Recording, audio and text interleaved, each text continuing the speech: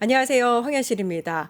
댓글 조작 의혹 리박스쿨 사태가 일파만파 퍼지고 있습니다. 여론 조작이 공론장을 뒤흔든 것도 충격인데 정치적 편향을 지닌 단체가 아이들을 가르치고 여론을 왜곡하고 선거에 개입하려고 했다는 것 자체가 굉장히 심각한 문제가 아닌가라는 생각이 듭니다. 더 큰 문제는 이것이 일부의 개인의 일탈의 문제가 아니고 조직적 정치 세력과 연결된 구조적인 공작이었을 수도 있다는 겁니다.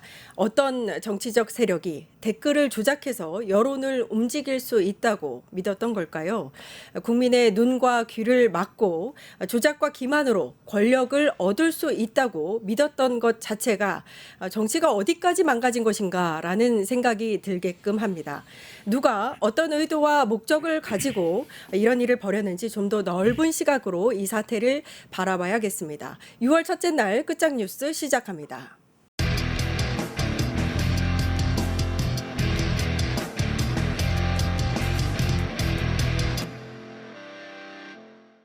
네, 다음 주 정치권의 주요 이슈를 전망하고 분석하는 핫 이슈 라인업 시간입니다. 이강윤 정치평론가 모셨습니다. 안녕하세요. 안녕하세요. 네, 오늘 디데이 두 번째 날, 그러니까 이틀밖에 남지 않았다는 거.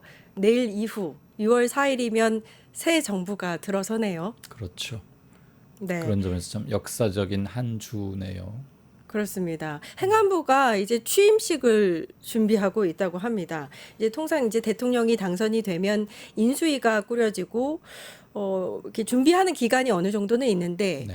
이번에는 이제 조기 대선이고 갑자기 벌어졌기 때문에 바로 6월 4일부터 임기가 시작되죠. 그렇죠.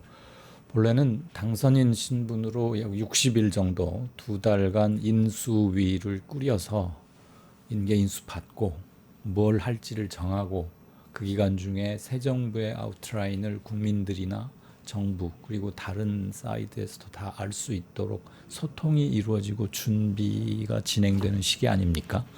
근데 이번은 대통령이 권위 상태잖아요. 현재 없어요. 네. 그러니까 직무대행을 이주호 교육부 장관이 하고 있는데 법에 따라서 대통령 당선자가 확정되는 순간 바로 현재는 대통령 권한대행이 하고 있는 것들이 다 일체 대통령 당선인에게 옮겨오고 행안부 주관으로 아마 국회 광장에서 관례에 따라 취임식을 간소하게 할 것 같습니다. 그러니까 당선자가 확정되는 순간부터 그 정부가 시작되는 거예요.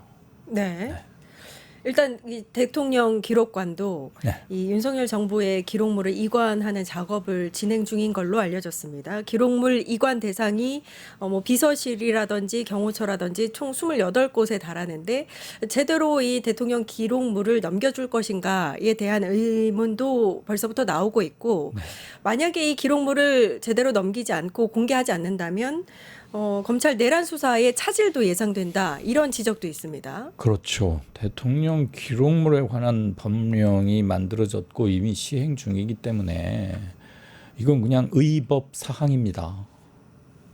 우리가 뭐 작은 법부터 커다란 법까지 법은 지키라고 있는 거고 지키지 않았을 때는 처벌 조항이 있잖아요. 불이익을 주고 처벌을 하고 법이라는 게 당연히 그런 건데 요번의 경우에 지금 내란 때문에 탄핵이 됐고 조기 대선이 치러지고 그 내란 수괴 우두머리 혐의로 전직 대통령 윤석열 씨는 권위 상태로 현재는 불구속 상태입니다만 재판을 받고 있는 것이고 그러면 이전 정부에서 있었던 모든 국정 기록은 당연히 국가기록물 보존 관리 대상입니다만 특히나 내란, 계엄 을 유발했거나 준비했거나 그걸 실행하는 과정에서 생성된 모든 기록물 역시 수사 재판의 자료이기도 하려니와 아주 중요한 역사 자료 아니겠습니까? 그렇죠. 일상적으로 이루어졌던 국정의 기록과는 차원이 다를 테니까요.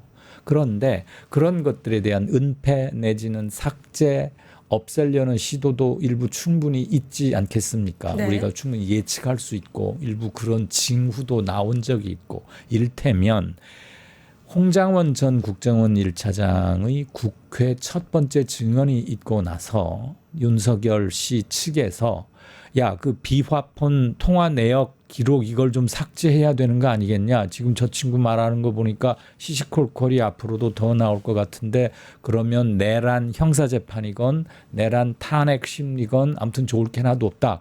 그래서 그런 걸 시도했다는 게 며칠 전 국가수사본부를 통해서도 간접 확인이 되고 그랬지 않습니까? 네. 그렇다고 하면 그런 것들을 포함해서 계엄을 준비하거나 실행 단계에서 생성된 모든 문서 그것은 누구도 손대지 마. all stop. 그대로 보관해 둬. 이게 원칙이잖아요. 예. 현재 지금 수사기관이나 관련 국가기관에서 거기에 어디까지 접근해 있고 얼마만큼 키핑, 보관을 유지하면서 보관하고 있는지는 아직 우리는 잘은 소상히 모르겠어요. 제대로 이루어지고 있지 않겠어라고 추측만 할 따름인데 국정의 매우 중요한 순간을 추측만으로 할 수는 없지 않습니까? 그렇죠. 이건 엄정하게 지켜져야 하고 절차와 법령에 따라서 진행되리라고 생각합니다. 그리고 만약에 기록물 이관 대상에서 소극적이라거나 뭘 은폐한다거나 하면 이건 엄히 처벌해야 할 대상인 거죠. 그렇죠. 27일에도 민주당이 정진석 대통령 비서실장이 PC 등을 파쇄하라고 지시했다. 이런 제보를 밝히기도 했는데 네. 이 대통령실이 제보자에게 직접 확인을 했다면서 전혀 사실이 아니다 이런 얘기도 했어요. 네. 말씀하신 대로 굉장히 중요한 문제이기 때문에 이 부분에 대해서 좀 확실히 넘겨짚고 가야 되지 않나라는 생각이 듭니다. 뭐 박경미 선대위 대변인이 현 정진석 대통령 비서실장 새 정부의 인수인계를 하지 않을 테니까 물리적 방법을 동원해서라도 PC 등을 파쇄하라고 현재 대통령실 근무하는 직원들에게 사실 이 사람들 할 일도 없을 텐데 네. 탄핵 끝났고 그냥 모든 걸 유지만 하고 있다가 이관만 하면 되는 건데 아무튼 파쇄하라고 지시했다는 제보가 대통령실에 현재 파견 근무 중인 군 정보기관 관계자로부터 민주당에 들어왔다라고 발표를 했어요. 그러자마자 직후에 정진석 대통령실 비서실장이 아니다. 그런 거 한 적 없다. 그러면서 즉각 강력하게 부인했고 뭐 유감도 표명을 했는데 아니 땐 굴뚝의 연기 나랴라는 점에서 우려스럽게 한번 확인은 당연히 해봐야겠지요. 제보 내용이 상당히 구체적이잖아요. 네, 그러니까요. 그냥 이런 일이 진행될 수도 있는 거 아닌지 당에서도 좀 관심을 갖고 챙겨봤으면 좋겠습니다라는 정도의 촉구 수준이 아니라 그 정도 준비나 촉구는 어디나 하고는 있겠지만 네. 정 실장의 말이라면서 따옴표 쳐가지고 워딩이 이렇게 전달됐다고 하면 뭔가 꼬투리가 있어서 이런 제보가 왔는지 아니면 이 사람이 정말 뭔가 나쁜 마음을 먹고 전혀 없었는데 이렇게 조작을 한 건지 아니면 그렇게 해석될 만한 지시 비슷한 말이 있었는지 이런 것들은 아무튼 백지 상태에서 조사는 해야겠다. 근데 현재 민주당이 그거를 가지고 직접적으로 조사할 권한이나 이런 건 사실 없어요. 집권은 매우 유력해 보이지만 집권은 그 대통령 당선이 확정되는 순간부터 시작되는 것이고 이거를 관계 요로를 통해서 챙겨보라고 하거나 현 대통령 직무대행인 이주호 장관을 통해서 이런 게 있는데 사실 확인을 해봐라. 그렇죠. 그리고 회신을 우리한테 해라. 응? 공식이든 공개든 비공개든 이렇게 강력하게 주문을 해야 하는 것이고 대통령 직무대행이라 하면 사고가 난 전임 정부와 새 정부 사이에서 말 그대로 국정의 관리 유지만 정확히 정해진 규정에 따라서 하면 되는 겁니다. 다른 네. 거 하려고 애쓰지 말고 못된 짓 못하게 눈 부라리 이거 뜨고 있고 왜냐하면 자기를 포함해서 모든 사람이 인수인계 대상이거든요. 그러니까 이건 아마 그 채널을 통해서 오가고 있을 거라고 저 추측은 합니다. 그러니까 이제 새 정부의 인수인계를 제대로 안 하려고 한다는 이런 의혹도 불거진 것도 문제고. 만약에 그렇다면 그 처벌 네, 대상이죠. 그렇죠. 그다음에 지정 기록물에 대해서 많이 걱정하는 이유도 만약에 네. 이제 지정 기록물로 이관이 돼서 기록물이 되면 최대 30년간 비공개잖아요. 근데 이런 일이 저희가 처음이 아니라 2017년에 박근혜 전 대통령 기록물도 파면 이후에 황교안 당시 권한대행이 그렇죠. 기록물로 지정을 하면서 세월호 7시간 관련한 정보가 전부 다 지금 비공개 처리되어 있는 상태고 모르는 상태잖아요. 그럼 또 같은 일이 반복되지 않겠느냐. 한번 비슷한 전례가 있었기 때문에 네. 우리로서는 그런 걱정을 하는 게 너무 당연하지요. 감히 그러지는 않으리라고 좀 생각을 해주고 싶습니다만 작년 12월 3일 계엄 이후로 항상 어떻게 해서 이런 일까지 생겨라는 게 한두 번이 아니었기 때문에 이제는 너무 많이 놀래와서 주의와 환기와 크로스 체크와 염려 및 재차 확인 이런 것들은 아무리 많아도 아무리 강조해도 지나치지 않구나라는 것을 뼈저리게 깨달은 두어 달 아니겠습니까? 네. 방금 얘기하신 세월호 관련 부분은 굉장히 중요한 팩트가 담겨 있으니까 제가 그 부분을 시청자분들께 읽어드리다시피 정리를 한번 해드릴게요. 네. 지난 2017년 박근혜 전 대통령이 파면된 후 황교안 당시 대통령 권한대행은 대통령 기록물 중 일부를 지정 기록물로 분류했다. 여기에는 세월호 참사 당일 청와대 보고 문건 등이 담긴 이른바 세월호 7시간 관련 기록 등이 포함되어 있었다. 이에 반발한 송기호 지금 송파갑인가 병인가 잠실 쪽에 민주당 지역위원장 하고 네. 있죠. 아마 아주 일 잘하고 통상 관련 굉장한 전문가이기도 합니다. 제가 조금 아는데. 이에 반발한 송기호 변호사는 대통령 기록관에 해당 문건 전체에 대한 정보 공개를 청구했다. 그러나 대통령 기록관은 대통령 지정 기록물로 보호 중이라면서 거부했고 송 변호사는 2017년 행정소송을 제기했다. 소 제기 8년 만인 지난 1월, 그러니까 얼마 전입니다. 2025년 1월 대통령이라 하더라도 대통령 지정 기록물을 마음대로 지정할 수 없으며 지정 기록물이 법에서 정한 요건과 절차에 맞게 지정됐는지도 법원이 심사할 수 있다는 대법원 판결을 받아냄으로써 최종 승소했습니다. 이는 매우 역사적 의미가 큰 판례입니다. 그러니까 지금 방금 대법원 판결도 말씀을 해주셨지만 만약에 이주호 부총리가 권한 대행이 비공개 기록물로 지정을 했다 하더라도 네. 이게 정보 공개 청구 요청이라든지 방식을 통해서 열람이 가능한 거겠죠. 네, 그 부분 이제 법좀 세부 사항으로 들어가는 건데 대통령 기록물은 이관된 날부터 5년이 지난 후에 일단 5년 묵고 나서 1년 이내에 공개 여부를 재분류합니다. 이걸 꼭 묶어야 할 가치가 있는 건지 성격이나 자료의 가치 경중을 따지겠죠. 그래서 그 재분류 과정 결과 공개하기로 하면 할 수 있는 것이고 다시 기록물로 묶이게 되면 그 문서나 기록이 생산된 해로부터 30년이 지나야 공개하는 게 원칙입니다. 네. 그러니까 그 재분류 과정에서 영원히 역시 또 한 번 비공개로 묶이면 못 보는 것이죠.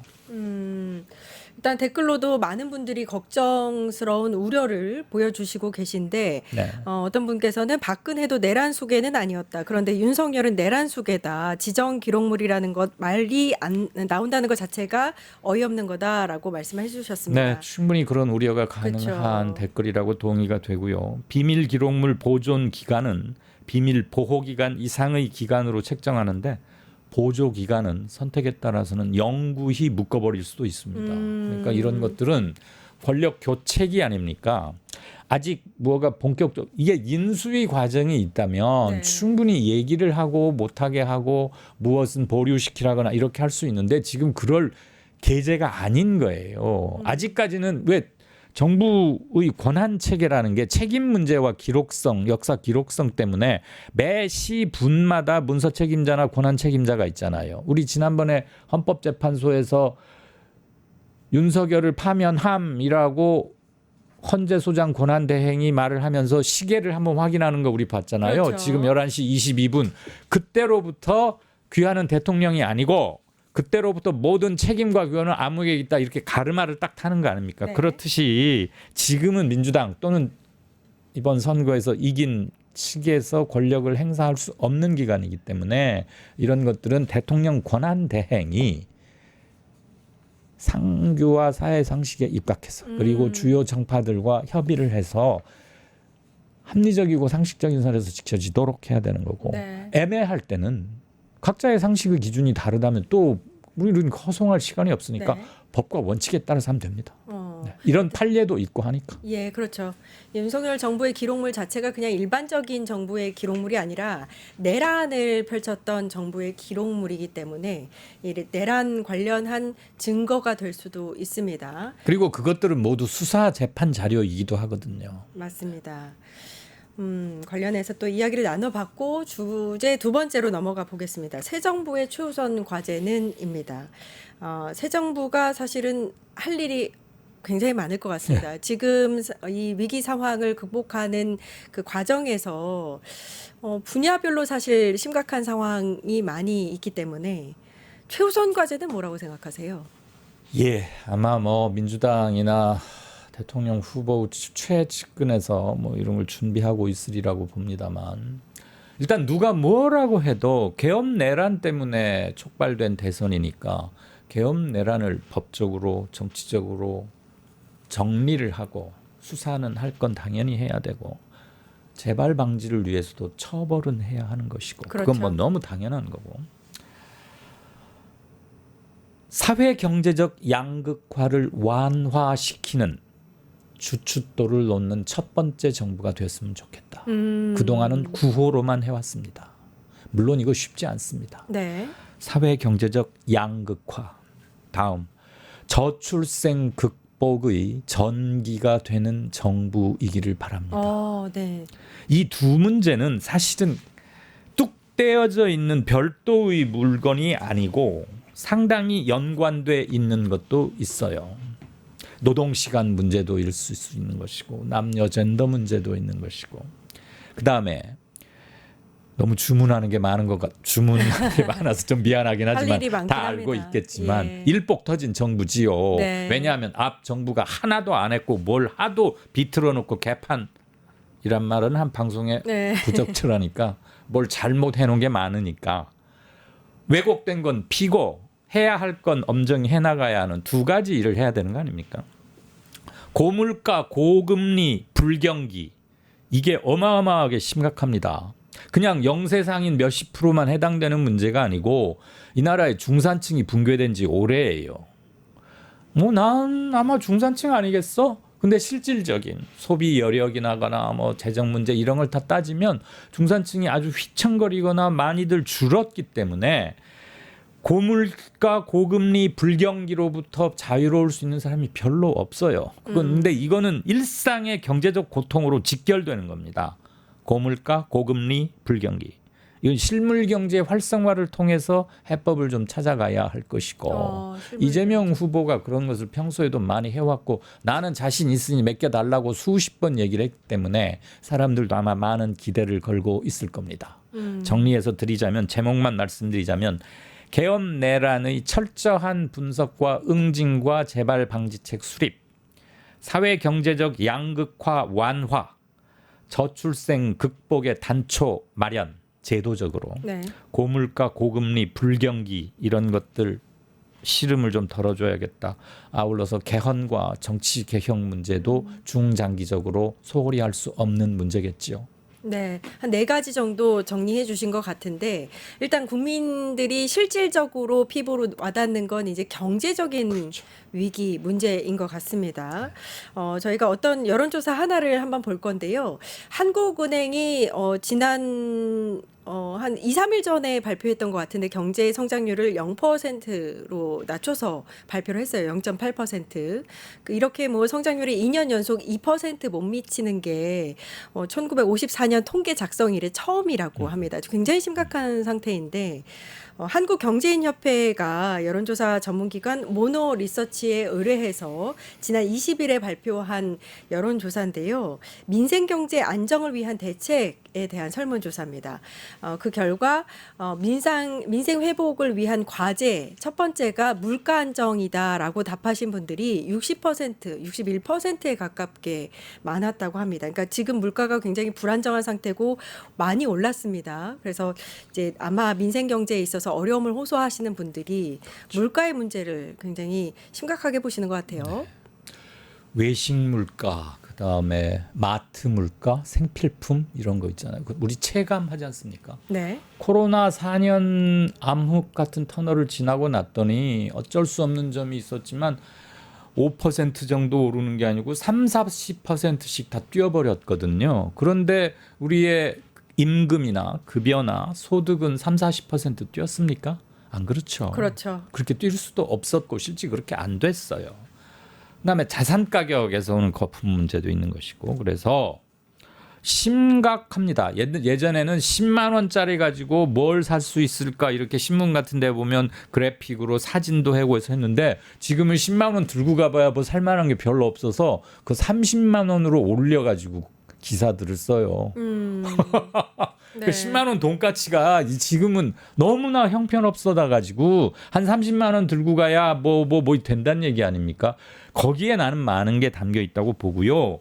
아까 지금 언급하신 여론조사에 이런 게 있습니다. 국민 10명 중 6명이 물가 안정이 가장 급하다라고 1순위로 골랐어요. 그러니까요. 그리고 20대부터 50대까지 가장 중추적으로 활동하는 세대 아닙니까? 네. 20대 저는 아직 이제 보호를 받는 학령 학생 기간이고 예. 60대 이후면 은퇴들이 꽤 이루어지고 그래서 역동적으로 일하는 세대가 아니라면 20대부터 50대라 하면 사회를 이끌어가는 모든 세대가 다 망라되어 있는데 이 세대들 전부 다 1순위로 물가 문제를 지목했어요. 그 말은 물가가 얼마나 피부에 와닿는 고통이자 가장 중요한 문제로 인식하고 있다는 뚜렷한 증거지요.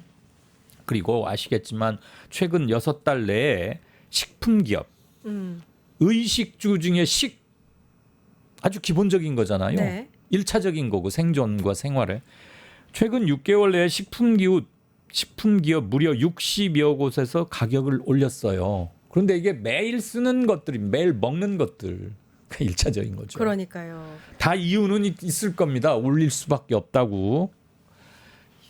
이 문제 해결하기가 쉽진 않지만 새 정부에게 거는 기대가 엄청나니까 아마 특단의 조치 이런 걸 준비하고 있을 것이고 중요한 건 시차가 없이 빨리 전달이 되어야 할 거 아니겠어요. 그래서 정부가 바뀌었다는 걸 실감할 수 있으려면 새 정부가 들어서고 나서 장관 인사청문회 아무개 추천해서 보내고 통과될 때까지 시간이 좀 물리적으로 걸리지 않습니까? 그리고 그 밑에서 새 진용에 맞춰서 일할 사람들 부처 내 인사 이동도 하고 이래야 되는데 정책이라는 게 무슨 커피 자판기처럼 동전 넣는다고 툭 튀어나오는 건 아닐 거란 말이에요. 저는 그래서 최단 시간 내에 피부로 절감할 수 있는 정책 변화가 빨리 신속히 전달되어야겠다. 지금 비상시국이기 때문에 정부 정책 파트에서도 이런 걸 알고 일해야 하지 않을까 싶습니다. 알겠습니다. 속보로 들어온 소식인데요. 황교안 후보가 창당을 선언했다. 부정선거와 반국가 세력을 척결하겠다라는 말과 함께 창당을 선언했고요. 대선 후보를 사퇴하겠다라고 예고했다는 속보도 함께 전해드립니다. 대선 승리를 위해서 김문수로 힘을 모아달라라고 말했다고 합니다. 네, 말하자면 단일화인 모양인데요. 그렇죠? 네. 사퇴하고 지지했으니까 네. 저분 왜 나왔는지 난 모르겠어. 근데 뭐 어떤 미안한 역할을 할 수 얘기인가? 있을까, 영향을 미칠까에 대해서는 좀 회의적인 생각이 들기는 합니다. 예. 경제 이야기를 좀 하고 있었고요. 이제 미국에서 트럼프 정부가 들어서면서 관세 압박이 또 우리나라 경제에 좀 지대한 영향을 미치지 않을까 그런 생각이 듭니다. 그러니까 새 정부에서 한미 이 관세 협상이 굉장히 중요한 과제가 될 것이다라는 건데 아마 이제 외교 시험 때에 가장 큰 이슈로 떠오르지 않을까 싶습니다. 우리 정부가 미국과의 이 협상 이 지점에서 어떤 걸 중요하게 생각해야 될지 어떻게 해야 할지 좀 말씀해 주신다면. 일단 국익 확보해야 한다는 것은 뭐 너무 당연한 얘기니까 상식적인 얘기여서 말씀드리기 좀 민망하지만 그래도 중요한 포인트겠고 주체적 협상력을 좀 과시도 하고 그래야겠다. 트럼프라는 사람이 좀 거칠잖아요. 네. 상스럽고 때로는 일부러 무식한 척하면서 미국의 이익을 위해서라면 모든 걸 다 해내는 사람이고 전 세계를 상대로 지금 관세 전쟁을 일으켰지 않습니까? 또 우리나라에는 주한미군 두는 것을 마치 어마어마한 시혜를 베푸는 양 그거 가지고 거들먹거리고 때만 되면 그 얘기 해가면서 한국 니들은 우리 때문에 잘 버티고 있는 거니까 그런 줄 알아라 그래가지고 호구 잡으려고 하는 듯한 느낌도 좀 받아요. 네. 옛날에 대통령 할 때도 좀 그런 거 있었고 그래서 우린 더 이상 호구가 아니다. 이런 걸 강력하게 관철도 하고 천명도 하고 그래서 트럼프라는 사람이 어뜨거라 이거 한국 예전식으로 함부로 해서는 안 되겠다라는 걸 좀 초장에 느끼게 하면 좋겠어요. 네. 아무튼 주체적 협상력을 통해서 우리의 국익을 최대한 지켜내고 더 이상 우리가 무슨 약점 잡혀서 질질 끌려다니는 뭐 그런 게 아니라는 것을 대내외적으로 천명하는 것. 그게 우리 새 정부의 자존과 함께 우리의 국익도 지킬 수 있는 길이라고 생각합니다. 한미 관세 협상도 이제 차기 정부의 과제 중에 하나라면 이제 우리 대한민국으로 시선을 돌려보면 이제 갈라져 있는 국민들을 하나로 통합하는 것도 사실 중요한 과제 중에 하나입니다. 일단 뭐 윤석열 씨는 재임 기간 중에 불통으로 일관했었고 뭐 갈라치기 정부다라는 그런 지적도 면하기 어려운데 지금 분열되어 있는 한국을 통합하기 위한 그런 일들 어떻게 펼쳐나가야 될까요? 제가 뭐 아는 것도 참 없는데 어마어마한 걸 계속 물으시니까 참 미천도. 그만큼 과제가 좀 이제 많습니다. 네, 한때 정치적 내전까지도 우려되고 막 그랬었잖아요. 탄핵 그 국면 때 헌재 앞 광화문 이쪽 저쪽에서 이러다 큰일 나겠다. 뭐 물리적 막 이런 말 있었는데 다행히 그 지경까지 가진 않았습니다만 도려내야 할 암적 병소, 내란, 계엄 관련해서는 확실히 재발이거나 전이되지 않도록 완벽하게 법적, 정치적 정리와 처벌 이런 것들을 해야 할 것이고 나머지 우리가 윤석열 정부 또는 그 뭐 이명박 정부 그 이래로 두 진영 간의 극단적 대결과 소모적 정쟁 이러면서 우리 국력이 얼마나 많이 낭비되고 시간 손실이 컸습니까? 네. 그런 건 제대로 인정을 하고 국민 통합을 위해서는 사회 경제적 양극화 해소가 실질적으로 저는 제도상의 힘을 발휘할 것이다. 그다음에 생각이 다른 데서 오는 이른바 정치적 갈등의 문제는 끊임없는 대화와 소통밖에 없습니다. 윤석열 3년 동안 전혀 대화가 이루어지지 않았기 때문에 벽창호였기 때문에 국회에서 뭘 하면 바로바로 거부권으로 완전히 서로 그냥 마주보고 달리기만 했던 것이기 때문에 결국은 여기까지 이르는 거 아니겠어요. 대화를 하지 않아서 생길 수 있는 문제점을 우리는 뼈저리게 봐왔기 때문에 힘들고 먼 길이겠지만 그래도 그 길밖에 없을 것이다. 잘 해 나가리라고 생각합니다. 네. 이강윤 정치평론가와 이야기 나눠봤습니다. 감사합니다. 고맙습니다. 뉴스토마토 대선 특집 내란 끝장쇼. 뉴스토마토에서 6.3 대통령 선거의 개표 공개 방송에 구독자 여러분을 초대합니다. 내란 속의 윤석열의 파면으로 헌정 사상 최초의 6월 장미 대선이 펼쳐지는 가운데 과연 21대 대통령은 누가 될 것인가? 역사적인 순간에 뉴스토마토의 알찬 뉴스 콘텐츠와 풍성한 즐길거리를 모두 모아 준비했습니다. 6월 3일 오후 6시 이 토마토 빌딩 지하 1층 토마토홀에서 펼쳐지는 역사적인 순간.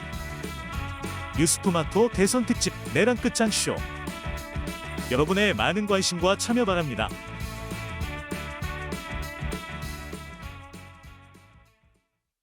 선생님의 연령이 만 17세 이하이면 1번, 만 18세 이상 20대면 2번, 30대면 3번, 선생님이 남성이시면 1번을, 여성이시면 2번을 눌러주세요. 죄송합니다. 귀하는 조사 대상이 아니거나 응답이 완료됐습니다. 나 이재명에게 감사합니다. 투표하겠다. 누르고 싶다고. 충격적이야. 역시 김문수 후보도 기본소득을 피해갈 수 없는 것인가? 대박이다. 저게 뭐야? 기본소득이라는 게 그건 뭐 말이 안 되는 이야기죠. 여러분, 우리가 대체 왜 대통령 선거를 하고 있습니까? 우리가 왜 오늘 여기에 이재명 후보와 함께 야당의 모든 당대표들이 모였습니까? 12.3 내란 청산하고 민주주의 회복하고 진짜 대한민국 만들기 위해 함께 있는 거 아니겠습니까, 여러분? 오늘은 동료 시민 35살 용해인으로서 함께 이 세상을 견디고 있는 2030 우리 세대들에게 그리고 함께 이 대한민국을 살아갈 미래 세대에게 특히 호소드리고자 합니다. 우리가 열어갈 시대는 내란과 적대, 갈라치기와 혐오가 아니라 서로를 끌어내리고 증오하는 그런 진흙탕 같은 사회가 아니라 미래와 희망, 성장과 회복, 포용과 평등,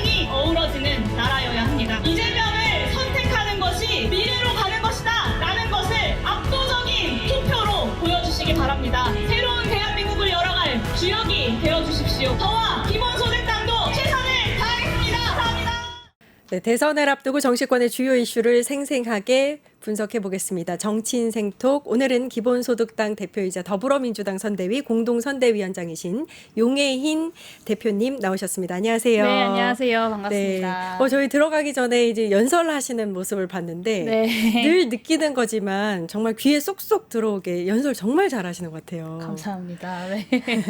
대선 기간에 현장에서 많이 고생하고 계시죠? 네, 이제 그 선대위에 합류를 하고 나서 전국을 다니면서 좀 유세를 하고 있습니다. 그래서 뭐 경남 함양도 다녀오고 뭐 광주, 전남, 이 김해, 창원, 진해 뭐 그리고 경기도에서도 좀 선거 유세를 열심히 했고 전북 지역도 돌아다녔고 뭐 인천, 대전, 뭐 서울 지역 오늘은 유세를 좀 하고 있습니다. 그래서 좀 공동 선대위원장으로서 당은 다르지만 함께 책임진다라는 마음으로 좀 최선을 다해서 선거 운동을 하고 있고요.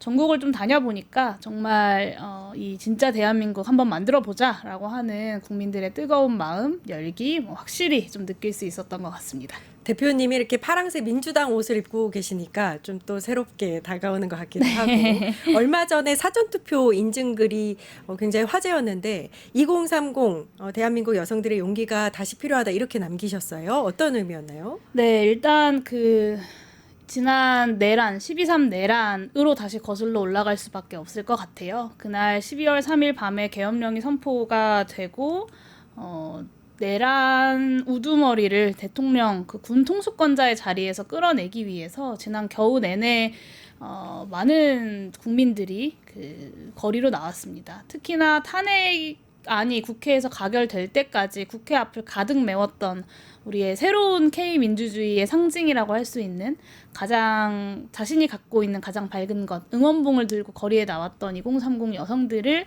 다들 기억하실 텐데요.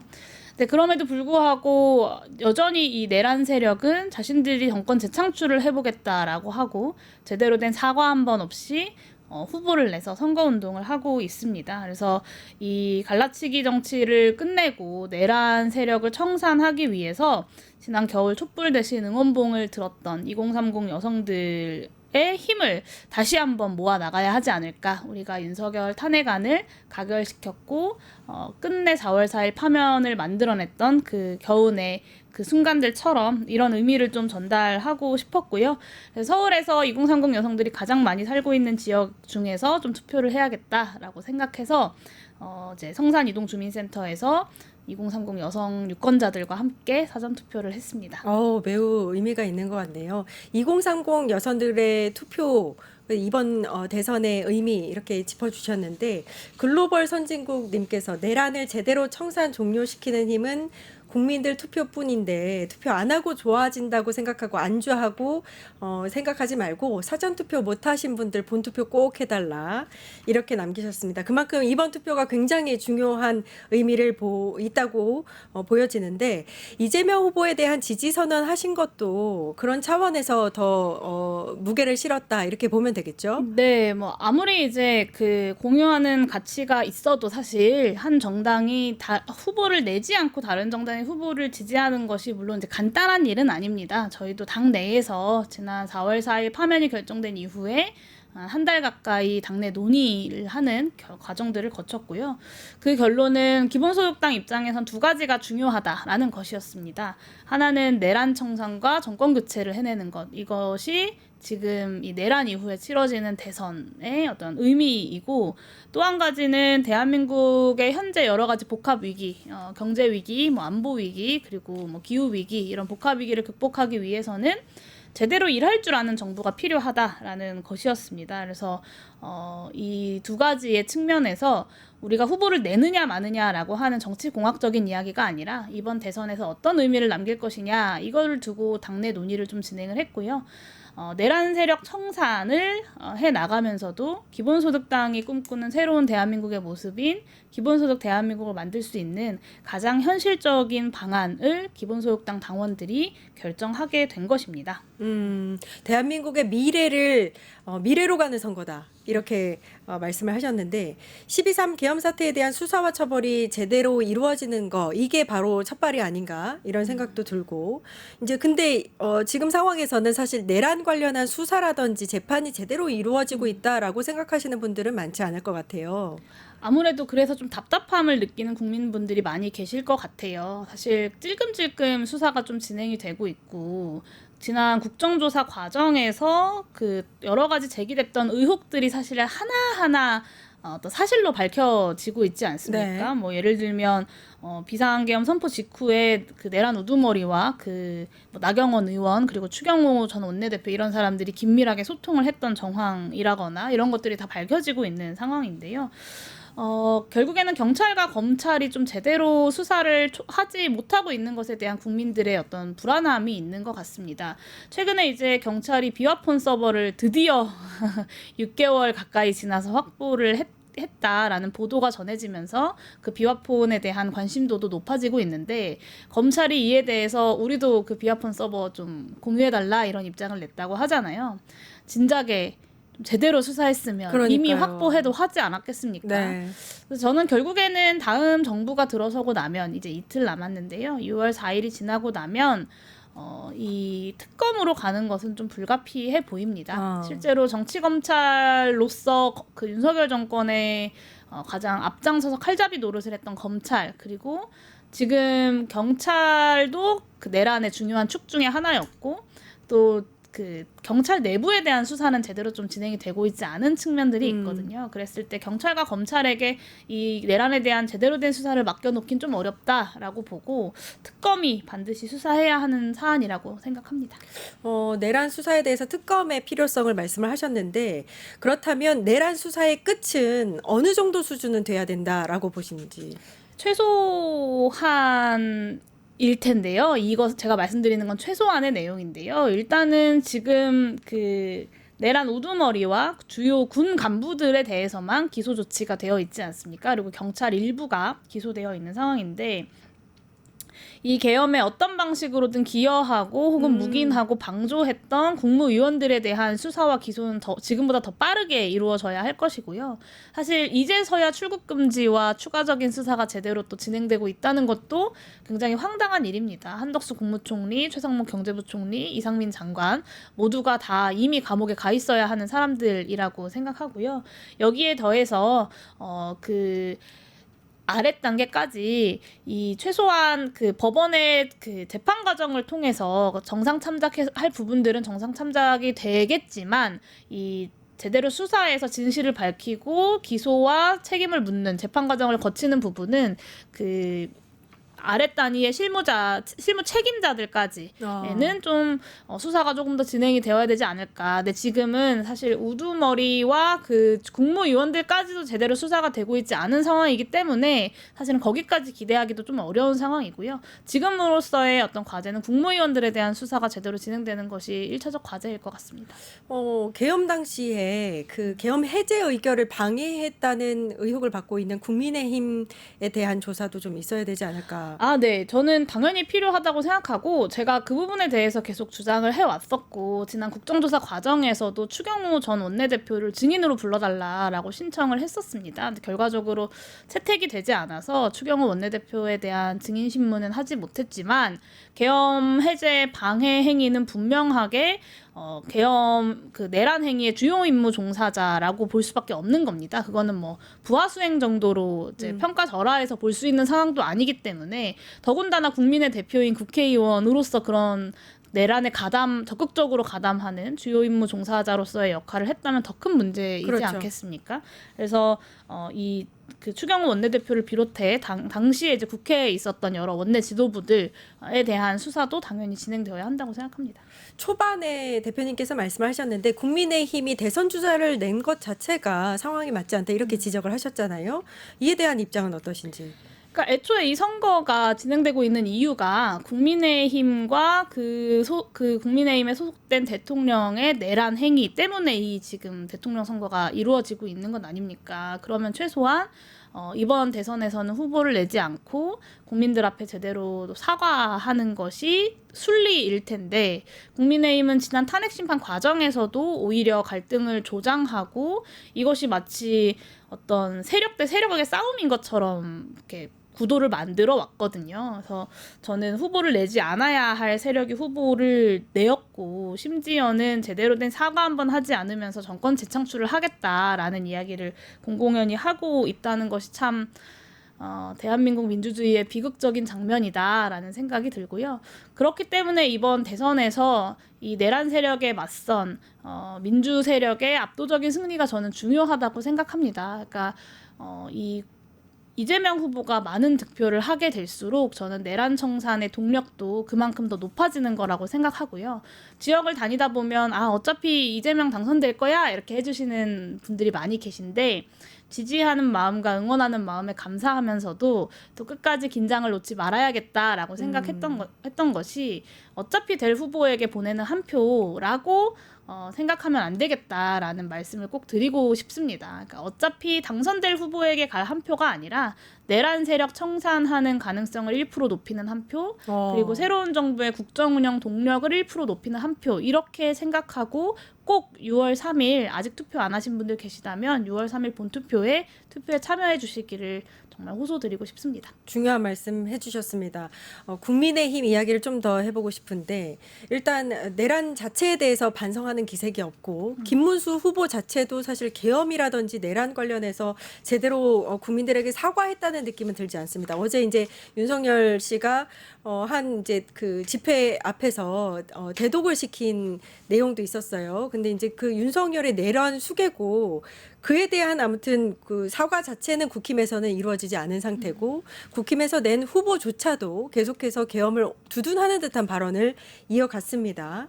이 부분에 대해서도 좀 지적이 있어야 될 것 같아요. 사실 이제 김문수 후보는 내란 정권의 고용노동부 장관이었고요. 그렇죠. 그리고 심지어 그 후보조차도 마음에 안 든다. 우리는 더 강한 친윤 후보가 필요하다라고 해서 그 국민의힘에서 한밤중에 후보 교체 쿠데타를 감행하면서 한덕수 후보로 교체를 하려고 하지 않았습니까? 네. 근데 그 한덕수 후보는 내란 정권의 국무총리를 대통령의 임기와 함께 지냈던 사람입니다. 그리고 그 계엄을 선포하는 국무회의라고 주장하는 그 회의에 같이 있었던 인물이고, 지금 이제 그 한덕수 국무총리가 계엄을 사전에 몰랐다라는 것에 대한 좀 다른 정황들이 CCTV로 밝혀져서 출국 금지 명령도 내려지고 추가적인 수사가 이루어지고 있는 건 아닙니까? 네. 근데 이런 사람을 후보로 내세우려고 했다는 점에서 전혀 반성을 찾아볼 수 없다라는 점을 좀 짚어야 할 것 같고요.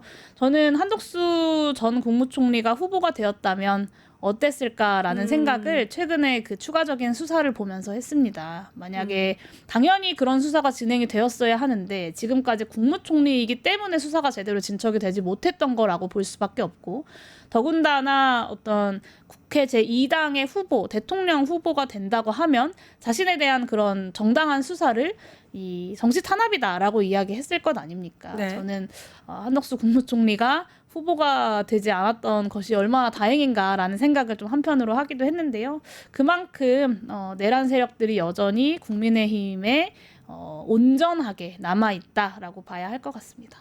네, 리박스쿨 이슈가 지금 시끌시끌한데 여쭙지 않을 수가 없습니다. 오늘 경찰청을 방문해서 리박스쿨 의혹에 대해서 신속 수사를 촉구를 하셨죠. 네.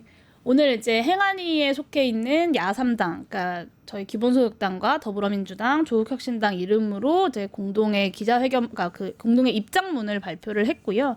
또 더불어민주당 의원님들과 제가 함께 경찰청에 가서 방문을 하고 그 이호영 경찰청장 직무대리를 만나고 왔습니다. 사실 이제 끊임없이 이 선거에 대한 신뢰를 훼손하려고 하는 시도들이 벌어지고 있잖아요. 네. 지난 사전투표 기간에도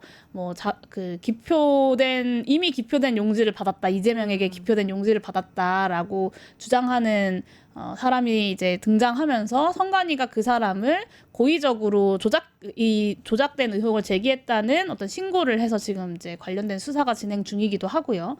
또 여러 가지 이제 이슈들이 좀 진행이 되고 있는데, 사실 선거라는 것은 민주주의 시스템의 근간을 이루는 과정입니다. 네. 그러니까 주권자들의 어떤 결정이라고 하는 것을 투표라는 행위를 통해서 구체적으로 구현해 나가는 과정인데, 이 선거라는 시스템에 대해서 국민적으로 불신이 생겨나게 되면 대한민국의 민주주의가 제대로 잘 작동하기가 사실 어렵습니다. 그러니까 선거라는 그 기본적인 선거라는 기본적인 절차에 대한 신뢰가 없다 보니까 오히려 군부대를 동원해서 내가 장기 집권까지 꿈꾸겠다라고 하는 내란 세력까지 등장하게 되는 거라고 저는 좀 이해를 하고 있고요.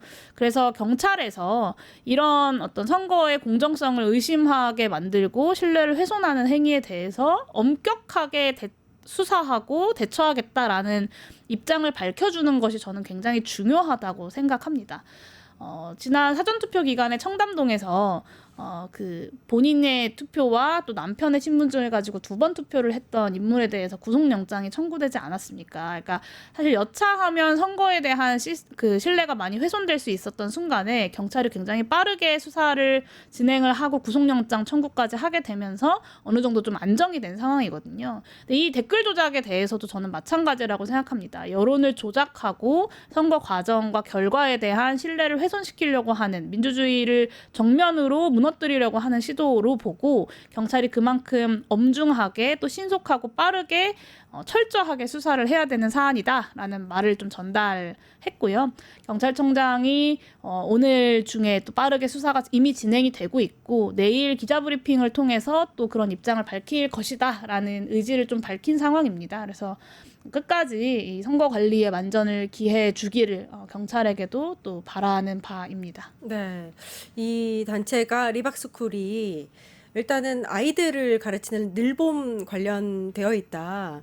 이 부분도 있기 때문에 좀 정확하게 수사가 들어가야 될 것 같다라는 생각이 듭니다. 그 시민사회를 윤석열 정부에서 그 극우 단체들, 보수 단체들을 굉장히 적극적으로 관리하지 않았습니까? 네. 보수 유튜버들도 그렇고. 저는 그런 유착 관계가 어디까지 걸쳐 있는지, 사실 리박스쿨이라고 하는 어떤 공신력도 없는 단체에서 늘봄학교 교사들에 대한 자격증을 발행할 수 그러니까요. 있는 그런 교육 사업에 대한 위탁을 받았다는 것 자체가 저는 사실 좀 납득하기 어렵습니다. 더군다나 학부모의 입장에서 굉장히 편향되고 왜곡된 역사관을 가진 단체가 이런 위탁을 받았다고 한다면 그것 자체로도 굉장한 문제라고 생각하고요.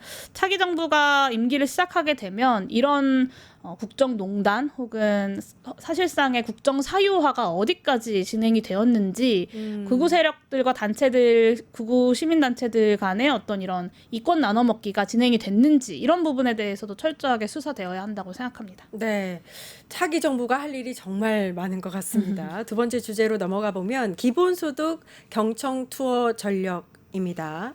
이재명 후보의 대선 공약집이 최근에 공개가 됐고, 그 공약집에 기본소득당이 추구하는 여러 가지 가치들이 어느 정도 반영이 되어 있었는지 대표님 입장에서는 어떻게 보세요? 물론 이제 기본소득당이 원하는 100%만큼 다 반영이 된 것은 아니겠지만, 사실 모든 것이 다 같다고 하면 연대연합을 할 필요가 없겠죠. 어느 정도 공통점을 찾아 나가면서 협력할 수 있는 부분을 확인하기 때문에 연대연합이라고 하는 것을 하는 겁니다.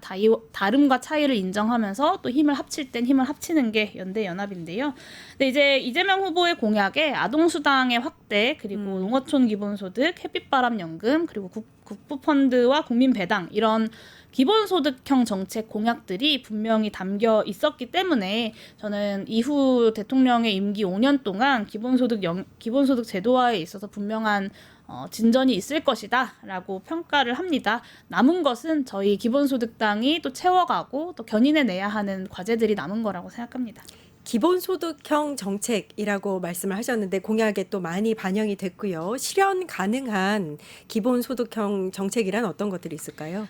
일단 후보가 공약한 것들은 이미 여러 차례의 선거와 또 공론화 과정들을 거치면서 사회적 합의가 어느 정도 마련된 내용들이라고 생각합니다. 말씀드렸던 아동수당의 확대, 농어촌 기본소득, 햇빛바람연금, 이런 부분들은 이미 지자체에서 실행하고 있는 부분들이기도 하고, 또 아동수당 같은 경우는 이미 시작한 지가 꽤 오랜 시간이 지났는데 여전히 월 10만 원 수준에 머물러 있거든요. 그래서 해외의 여러 가지 사례들을 봤을 때도 아동수당의 금액도 늘리고 또 그 아동수당을 지급받는 연령의 범위도 늘리는 방향이 필요하다라는 것에는 많은 이미 공감대가 형성이 되어 있는 것 같습니다. 그리고 농어촌 기본소득 같은 경우도 우리 대한민국의 인구 위기 그리고 지역 소멸의 엄청나게 가파른 속도 이런 것들에 충격을 완화하기 위해서는 꼭 필요하다라고 하는 것이 이미 지자체 차원에서 많은 논의가 되고 있는 것이고요. 중앙 정치에서는 이것이 이재명의 공약이다, 이재명의 브랜드다 해서 정쟁을 위한 어떤 공격들이 많이 벌어지지만 사실 지역에 가고 현장에 가면 지자체에서는 정치색에 상관없이 이런 정책들이 꼭 필요하다. 햇빛바람연금, 농어촌 기본소득이 꼭 필요하다라는 것에 많은 공감대를 형성하고 있다고 저는 생각합니다. 아까 보신 것처럼 영광군에서는 김문수 후보도 기본소득 정책을 공약으로 걸어서 현수막을 걸지 않았습니까? 그러니까 중앙 정치에서 좀 이런 의미 없는 정쟁을 위한 공격하기는 좀 그만두었으면 좋겠다라는 말씀도 좀 드리고 싶습니다.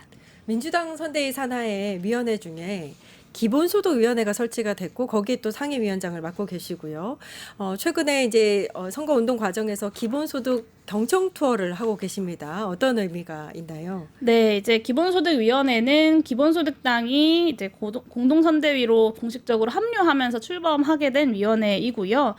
민주당과의 선거연대를 단순히 그냥 조직과 조직이 만나는 것이 아니라 구체적인 정책 중심으로 벌여나가는 좋은 선례를 만들고자 노력하고 있습니다. 그래서 우리 후보가 공약하고 있는 여러 가지 기본소득형 정책들을 전국을 다니면서 전국에서 그 시민들에게 설명하고 설득하고 또 알려내는 그런 역할을 열심히 하고 있습니다. 그래서 농어촌, 소멸위기 지역에 가서는 농어촌 기본소득에 대한 간담회를 하고 또 지역 청년들을 만나서는 아동 청소년 기본소득에 대한 이야기를 하기도 합니다. 그리고 학부모들, 교사들, 엄마들 만나서 아동 기본소득에 대한 이야기를 나누기도 했습니다. 그래서 이렇게 좀 현장을 직접 발로 뛰면서 기본소득형 정책을 알려내는 중요한 역할을 하고 있다라고 말씀드릴 수 있을 것 같습니다. 네.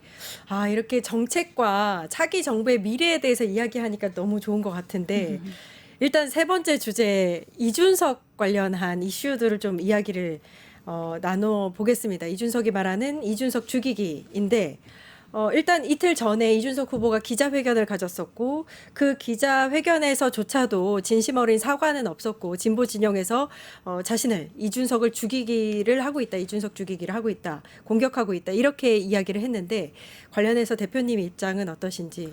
일단 그 사과문이라고 발표한 뉴스레터, 이메일을 보시면 앞부분에는 사과의 내용이 담겨 있는 것 같지만 뒷부분에는 분명하게 자신에 대한 공격이다라고 규정을 하고 당원들의 결집, 지지자들의 결집을 호소하고 있습니다. 그래서 이거는 사과라고 보기 어렵다라는 것이 좀 제가 분석하고 있는 바이고요. 그리고 이제 국회 윤리위 제소안을 가지고 더불어민주당을 비롯한 야당들이 자신을 제명하려고 한다라고 이야기를 하고 있는데 참 교묘하게 일부의 사실을 비틀어서 자신이 피해자인 척하는 것이 이준석 후보의 전형적인 프레이밍입니다. 저는 이준석이 또 이준석했다라는 말이 여기에서도 쓰일 수 있다고 생각하고요. 야사당의 국회의원들이 함께 발의를 했던 징계안은 말 그대로 징계안입니다. 그 징계안에는 이준석 후보가 왜 징계가 되어야 되는지가 담겨 있습니다. 제명안을 제출한 것이 아니다라는 점은 이준석 후보 본인도 아마 알고 있을 겁니다. 근데 이제 시민들 사이에서 이준석 후보가 후보직뿐만 아니라 국회의원직도 내려놔야 한다라는 비판이 굉장히 강하게 등장하지 않았습니까? 그러면서 국회 청원 홈페이지에 제명 청원이 등장을 했습니다.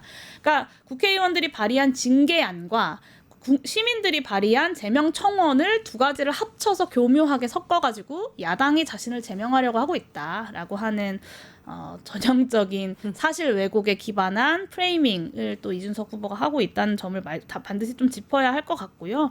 거기에 더해서 심지어는 자신이 김영삼 전 대통령, 노무현 전 대통령에 비유하면서 피해자인 척하고 또 투사인 척을 하고 있는 것도 저는 가당치 않다라고 봅니다. 그러니까 이준석 후보가 한 행동은 그러니까 이렇게 좀 규정해야 될 것 같은데요. 대선 후보 TV 토론이라고 하는 공간은 대선 후보가 유권자들에 대한 책임을 다하기 위해서 만들어진 공론의 장입니다. 그래서 후보의 정책에 대해서 검증하고 국민들의 판단 기준을 마련하는 민주주의의 중요한 과정인 거죠. 근데 그런 공적 공간을 악용해서 자신이 정치 권력을 획득하고 자신의 어떤 유명세, 인지도를 높이기 위한 목적으로 여성에 대한 신체적인 폭력을 아주 계획적으로 전 국민이 보는 방송에서 전시한 겁니다. 그렇죠. 그것에 대한 문제 제기를 하고 있는 거거든요.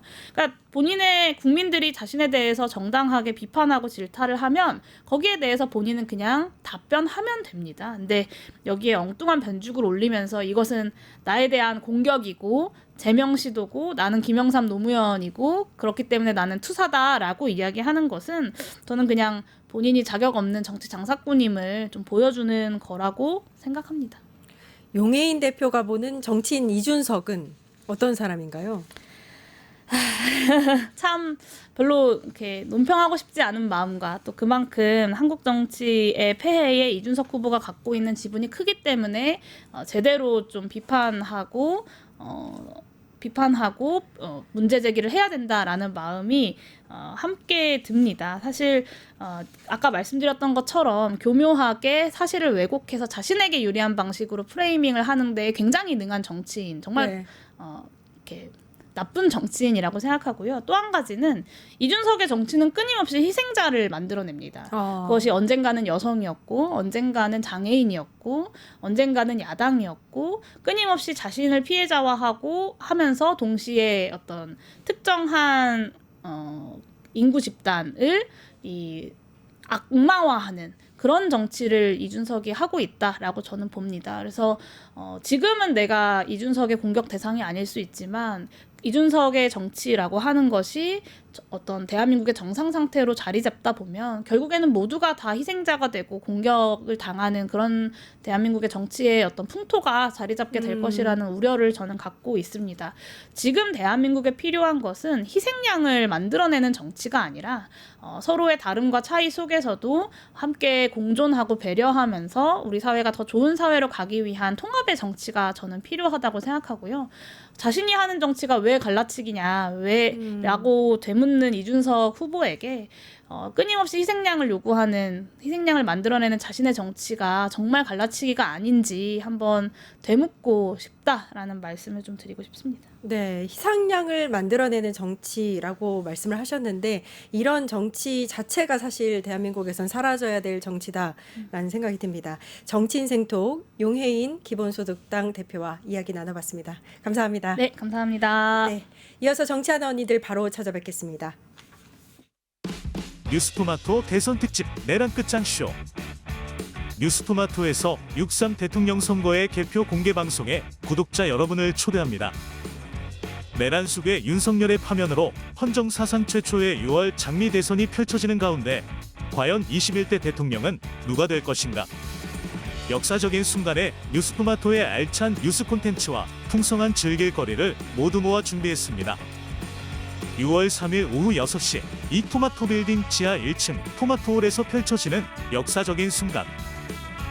뉴스토마토 대선 특집 내란 끝장쇼. 여러분의 많은 관심과 참여 바랍니다.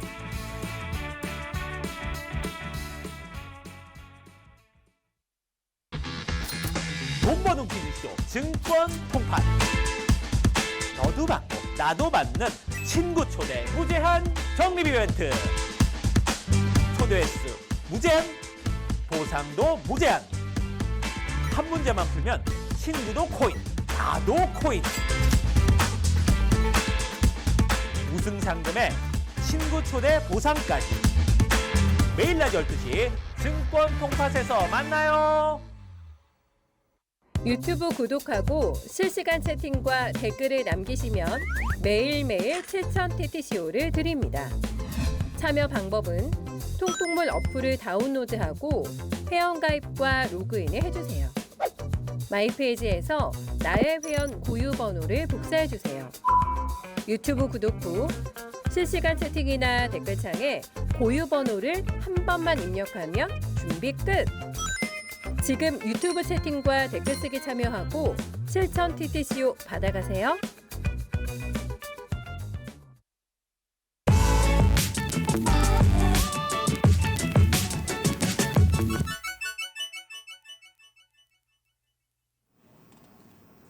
네, 뉴스 토마토가 야심차게 준비한 코너죠. 정치하는 언니들. 장윤미 전 더불어민주당 법률위 부위원장 나와 계시고요. 전수미 더불어민주당 선대위 대변인 함께하고 있습니다. 안녕하세요. 네, 안녕하세요. 네, 첫 번째 이슈 바로 들어가겠습니다. 리박스쿨 게이트 열리나 입니다. 어제부터 갑자기 부각이 됐는데 리박스쿨 의혹 일파만파 커지고 있습니다. 민주당은 헌정 파괴 내란이라면서 강경 대응을 하고 있고 국힘은 민주당의 대선 공작이다 이렇게 맞서고 있습니다. 변호사님 어떻게 보세요?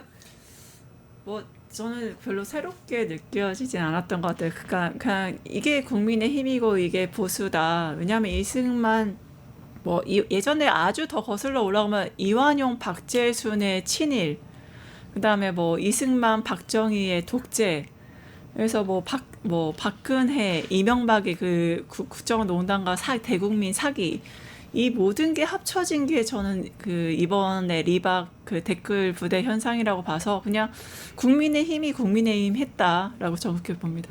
이게 굉장히 좀 심각한 것 같은 게 뭐 일부 단체가 댓글 조작을 했다기보다는 정치적인 맞아요. 어떤 조직된 힘에 의해서 댓글 조작이 이루어졌고 뭐 보육이라든지 교육하고도 연계가 되어 있다라는 맞습니다. 거거든요. 왜냐하면 이게 일단 행위 자체도 상당히 정치적으로 저열해요. 이게 보면 잠입 취재를 한 거예요. 뉴스타파 기자가. 그러니까 어떤 식으로 댓글을 운영하냐면 한 사람이 뭐 네이버나 다음 같은데 20개 이상을 올릴 수가 없다고 하더라고요. 그러니까 일단 아이디를 가공을 해가지고 이제 뿌리고, 그리고 이재명에 대해서는 나쁜 댓글을 달아라. 그리고 김문수에 대해서는 우호적인 댓글을 달아라. 그런데 그게 좀 어렵잖아요. 네. 그 현안에 대해서 모르면. 그러니까 이런 약간 포맷들이 있어요. 이걸 달아라 라고 하고, 조장이란 사람이 그걸 달면 거기에 막 집단적으로 가서 좋아요를 눌러요. 왜냐하면 그래야 베스트 댓글로 상위에 노출이 되니까. 그런 이게 완전 업무방해로 처벌을 받는 사안이에요. 그거는 부인할 수 없어 보이더라고요. 근데 말씀 주신 대로 어떤 문제가 있냐면 두 가지 측면인 것 같은데, 국민의힘과의 연결고리가 대단히 저는 명확하다고 생각이 돼요. 왜냐하면 여기에 손모 대표라고 있습니다. 리박스쿨에. 거기 조정훈 의원이랑 같이 기자회견해요. 그 기자회견을 할 때 권성동 원내대표, 그 당시에 또 김상훈 정책위 의장 다 그 자리에 참석을 했었어요. 이거 모른다고 과연 할 수 있는지. 뭐 조정훈 의원은 뭐 무슨 성격인지 몰랐다고 하는데 그게 사실이라면 무능한 거죠.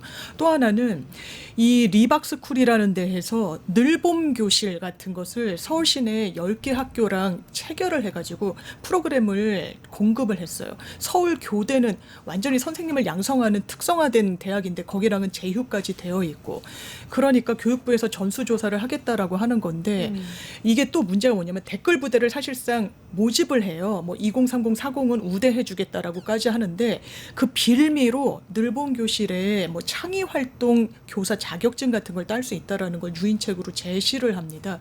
아, 이거 너무 악질적이라는 생각이 드러난 거죠. 예. 그러니까요. 이게 보면 리박스쿨의 홍보 영상에 김문수 후보가 등장한다라는 얘기까지 나오고 있으니까 변호사님께서 말씀하신 것처럼 아예 연관이 없다라고 하기에는 이미 엮여져 있는 것들이 너무 많습니다. 일단 이름이 굉장히 특이해요. 리박스쿨이 리가 이승만, 박이 박정희라는 이야기가 있고 실제로 그런 사진도 있더라고요. 또 조직의 이름이 자손군이다. 이것도 이름이 좀 특이하다. 이런 생각이 들고. 자손군이라는 게 자유손가락 군대잖아요. 그 앞에 줄임말은 그 바로 댓글로 나라를 구하는 자유손가락 군대라는 뜻이거든요. 그러니까 이게 결국에는 모든 국민들이 아시다시피 이명박 정부 때 국정원까지 동원을 해서 댓글 조작을 했었잖아요. 네. 그러니까 다시 이명박 어게인을 한 거죠. 이명박 때 국정원뿐만 아니라 뉴라이트 복귀라든가 그 모든 것들이 이명박 시즌2로 윤석열 때 된 거잖아요. 그러니까 이 그대로 가져왔고, 뭐 사실이지만 정광훈의 며느리까지도 거기서 강의를 늘봄학교 그 방과교실 강의를 했다는 것도 지금 강의 동영상도 있지 않겠어요. 그러니까 결국에는 뭐 구구 세력과 뭐 정광훈과 결탁뿐만이 아니라, 그러니까 말씀드린 대로 그런 일본, 그러니까 우리나라 구구뿐만 아니라 일본의 구구까지도 지금 연결이 되어 있고, 그 역사를 통해서 학생들에게 가스라이팅, 세뇌 교육까지 함으로 인해서 이게 손양모 목사 말이 전 갑자기 떠올라서 굉장히 무서웠는데, 목사가 이게 그 북한처럼 아이들한테 교육을 통해서 애들을 개조시켜야 된다 이런 말을 손양모 목사가 했거든요. 그러니까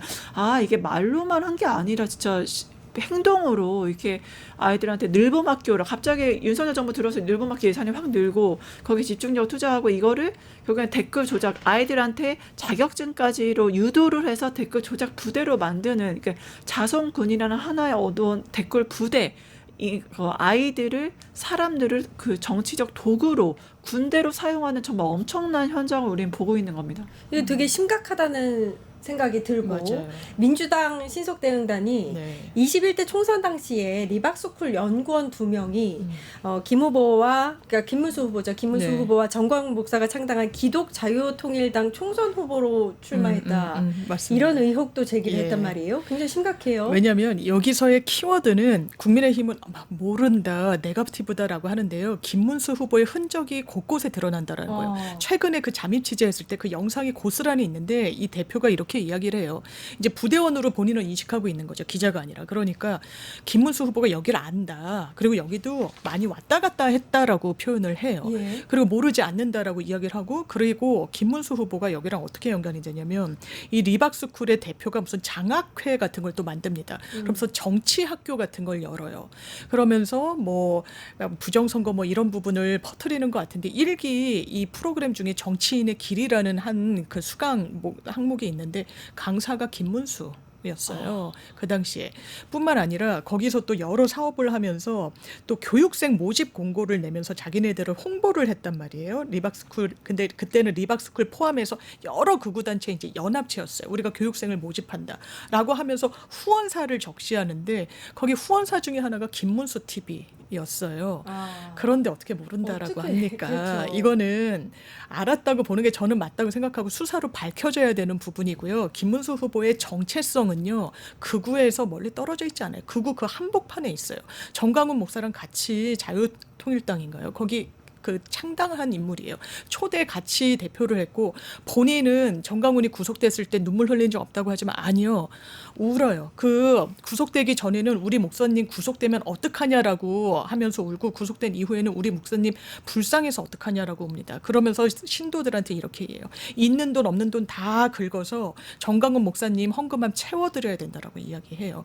그리고 리박스쿨도 이거 완전 극우 비즈니스 아니겠습니까? 예. 이걸 학교에 공급을 하고 양성을 한다라는 그런 명목으로 이런 불법을 자행하는 거예요. 취업이 절박한 청년들한테 이런 걸 미끼로 유인책으로 그러면서 자기네들 돈도 벌고 본인들이 원하는 극우 관념도 퍼뜨리고 교육 초등학생들한테도 늘본 교실을 통해서도 무슨 수강상들을 통해서도 이건 진짜 용서할 수가 없는 짓이에요. 예. 그러니까 청소년과 아이들까지 맞습니다. 볼모로 삼아서 교육을 통해서 선동하려고 했다는 거 이거 자체가 너무 심각한 문제인 것 같고 그런데 이제 변호사님 말씀하신 대로 국힘은 계속해서 이제 연관이 없다.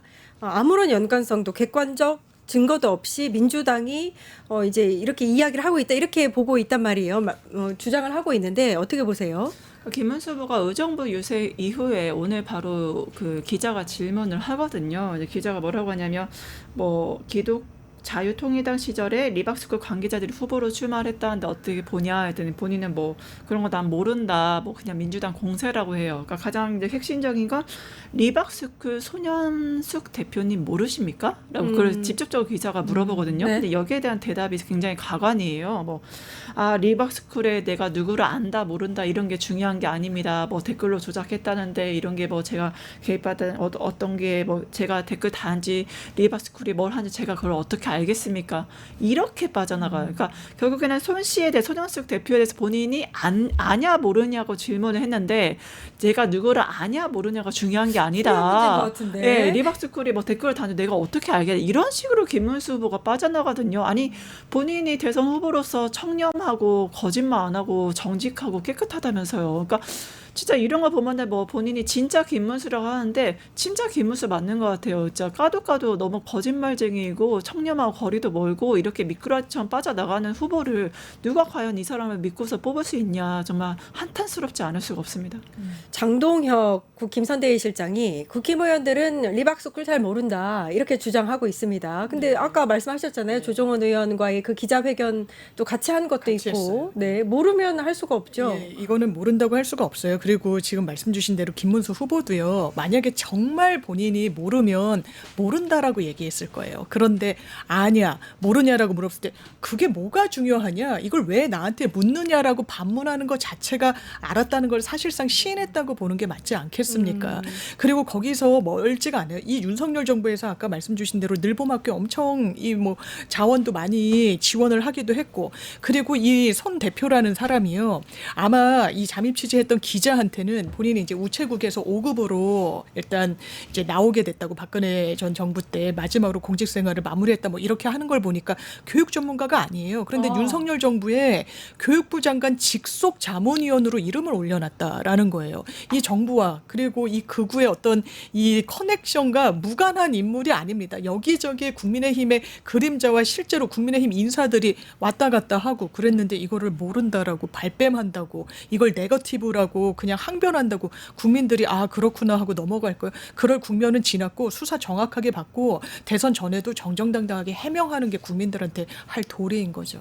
일단 국힘은 계속해서 반론을 이어가고 있는데 의혹에 의혹을 더할 뉴스들은 덧붙여지고 있습니다. 리박스쿨이 대한교조와 동고동락 관계 라 할 만큼 각별하다, 이런 소식도 전해지고 있고, 이 대한교조가 김문수 후보와 교육 정책 파트너잖아요. 어떻게 보고 계세요?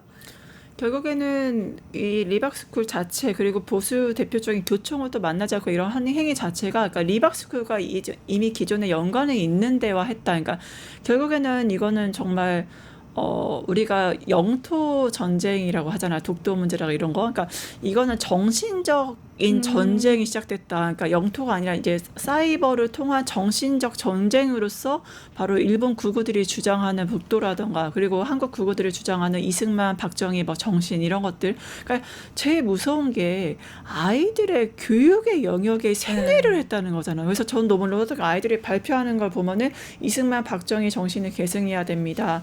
뭐 아이들 이렇게 뭐 마스크에 쓴 거 뭐 낙태를 하면 안 됩니다. 여러분들 뭐 전국에 있는 미혼모분들께 뭐 편지를 드립니다. 아이들이 그런 편지를 쓴 것도 이게 자료가 있어요. 그러니까 이렇게 세뇌 교육을 통해서 아이들을 어떤 국어 전사로 만들려는 이들의 움직임이, 그러니까 정말 너무 많이 끔찍하지 않은, 무엇보다 가장 무서운 게 서울 교대에 프로그램이 있어요. 각 학교마다 프로그램인데 각 학교마다 그 프로그램에 이게 신청을 해서 이 단체가 됐고, 그리고 또 이 단체의 문제점이 뭐냐면 여기 관계된 관계자 교육부 장관의 정책 자문위원까지 했다는 게 아니겠어요. 그러니까 이게 너무 교육부까지 침투를 해 있는 상황. 교육부는 모른다라고 물론 발뺌을 해요. 똑같이. 그러니까 지금 김문수 후보랑 똑같아요. 그러니까 내가 리박스쿨이 댓글로 뭐라는지 어떻게 알아? 똑같이 교육부가 아니 리박스쿨이 뭐라는지 우리가 어떻게 알겠어요? 뭐 그 사람은 우리가 관계자인지도 몰랐어요. 뭐 전수조사, 사전조사 지금이라도 할게요. 이렇게 지금 발뺌하고 있는 거거든요. 그러니까 서울교대 통해서 각 학교까지 이게 투입을 해. 서울교대는 공식적인 기관이니까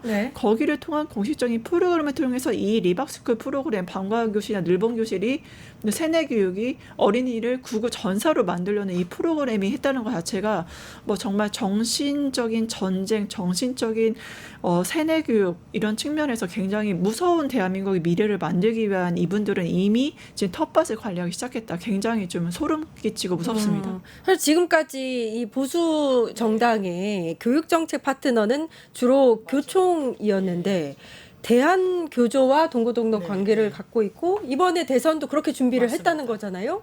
뭔가 이상하다. 이상해요. 왜냐하면 보수 진영이, 보수 정당은 항상 교육 정책을 교총이 보수적인 색채의 이 교사 연합체 중에 제일 규모가 커요. 그러니까 정치적 지분도 좀 있고. 그러니까 이준석 후보도 만나고 그랬거든요. 대선 국면에서. 당연히 만나는 이 한 파트너십이 있는 곳이었는데 김문수 후보 안 만났어요. 그래서 한국교총에도 물은 거예요. 왜 안 만나냐라고 했더니 아마 이제 조기 대선이고 일정이 급하게 잡히느라고 우리를 만나지 않은 거 아니겠느냐라고 합니다만 이거 그걸로 설명되지 않아요. 왜냐하면 교육 정책이란 게 너무나 중요하고 그런데 더 극우와 밀착해 있었다라는 거예요. 김문수 후보의 민낯은 아마 보수에서는 그런 것 같아요.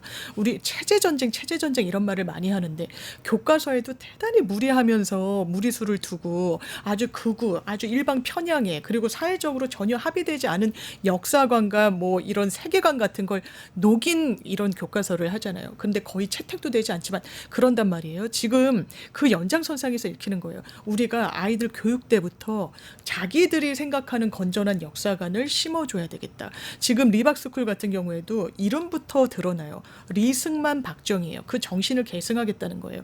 물론 평가의 영역은 진영마다 다르기도 하지만 공과 과가 있어요. 그리고 둘 다 독재자라는 부분에 대해서는 평가가 엇갈릴 수가 없는 겁니다. 그런데 마치 공만 있는 것처럼 자유건국의 아버지라는 부분만 천착해가지고 교육을 하려고 시도했다? 이건 맞지도 않은 거고요. 지금 리박스쿨에서는 우리가 이제 늘본 교실 중에 뭐 창의 과학 그리고 뭐 놀이, 그림책 뭐 이런 부분만 했다라고 하고 서울교대도 이렇게 설명을 하고 있습니다만 이게 정말 단초가 돼가지고 어디까지 가려 여기서 정말 창의과학 교육하려고 이런 거 만들지는 않았던 걸로 보이잖아요. 어디까지 시도하려고 했는지부터 싹 다 조사해야 됩니다. 예.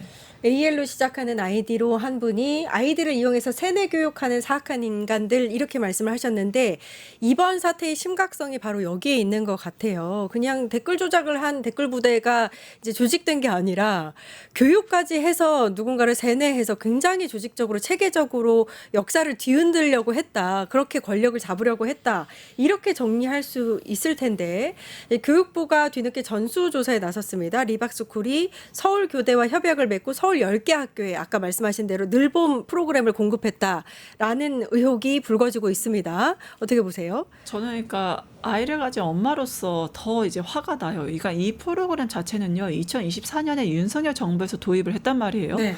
근데 이게 그 특히 워킹맘들은 아이가 뭐 초등학교 저학년 같은 경우 12시에 맨 처음에 끝나요. 그러면 12시에 6시까지 근무하잖아요. 그럼 아이를 데리러 못 가니까 그 돌봄 프로그램을 신청을 한다면 방과후 교실을 신청할 수밖에 없어요. 네. 아이들 출퇴근과 일을 하려면 워킹맘이라 하는데 초등학교 방과후 교육 그리고 돌봄 프로그램으로 바로 이 늘봄학교 프로그램에 들어갔다는 거고 이 방과후 교육, 그러니까 결국에는 전업주부가 아닌 워킹맘들 아니면은 뭐 한부모 가정들 좀 아이를 기르는 데 있어서 굉장히 취약한 가정 자녀들에게 바로 이런 국어 교육을 했다는 거잖아요. 그러니까 정말 그 일하는 워킹맘으로서 아이를 가진 엄마로서 내 아이가 그런 교육을 받았다는 생각 너무너무 끔찍하고 가슴이 아픈 거예요. 그러니까 내가 직접 아이를 지금 바로 돌보지 못한다는 이유로 국가에게 국가 프로그램에 참여했을 그렇죠. 뿐인데 이 아이들을 무슨 사이버 구구 전사로 양성하는 프로그램으로서 이거 했다. 그리고 이 댓글 부대 조작한 것도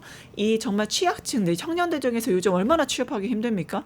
그러니까 자격증을 준다는 그 빌미로서 자격증을 얻으면 뭔가 취업이 쉬우니까 이 자격증을 얻기 위한 미끼로서 이 취약계층 청년들을 유인해서 그거를 댓글 부대로 활용했다는 거. 이 사람들이 김문수 후보는 뭐 부인하지만 손 대표도 김문수 후보가 이런 일 하고 있다는 거 다 알고 있었다고 증언한 것들. 그러니까 윤석열 정부와 이런 구구와 이명박 정부 때 댓글 부대 이 시스템 모든 것들이 다 결합이 돼서 이루어진 하나의 그런 그들만의 작품이었던 거. 이거는 정말 전국에 있는 워킹맘들에 대한 가해이고 전국에 있는 그런 정말 아이를 돌보기 힘든 그런 가정에 대한 정말 엄청난 가해 행위가 아닐 수 없습니다.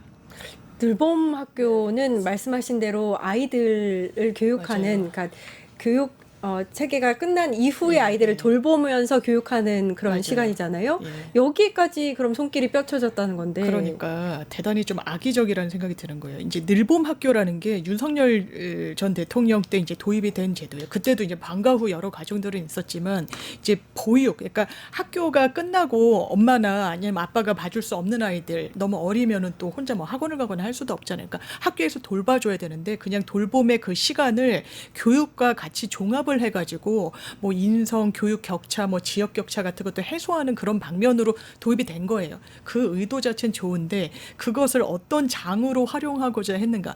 만약에 지금 더 드러나야 되겠지만 뭐 우리 아이를 늘봄학교에 보냈는데 이런 교육을 받았다라고 한다면 이게 부모님이 용납하실 수 있겠습니까? 심각하게 드시는데요. 네, 아이들을 완전히 수단화한 거예요. 무슨 이데올로기의 하나의 무슨 용병처럼 생각을 하는 거예요. 그리고 그런 시각으로 접근했다는 건 지금 드러난 사실만으로도 부인할 수가 없는 거예요.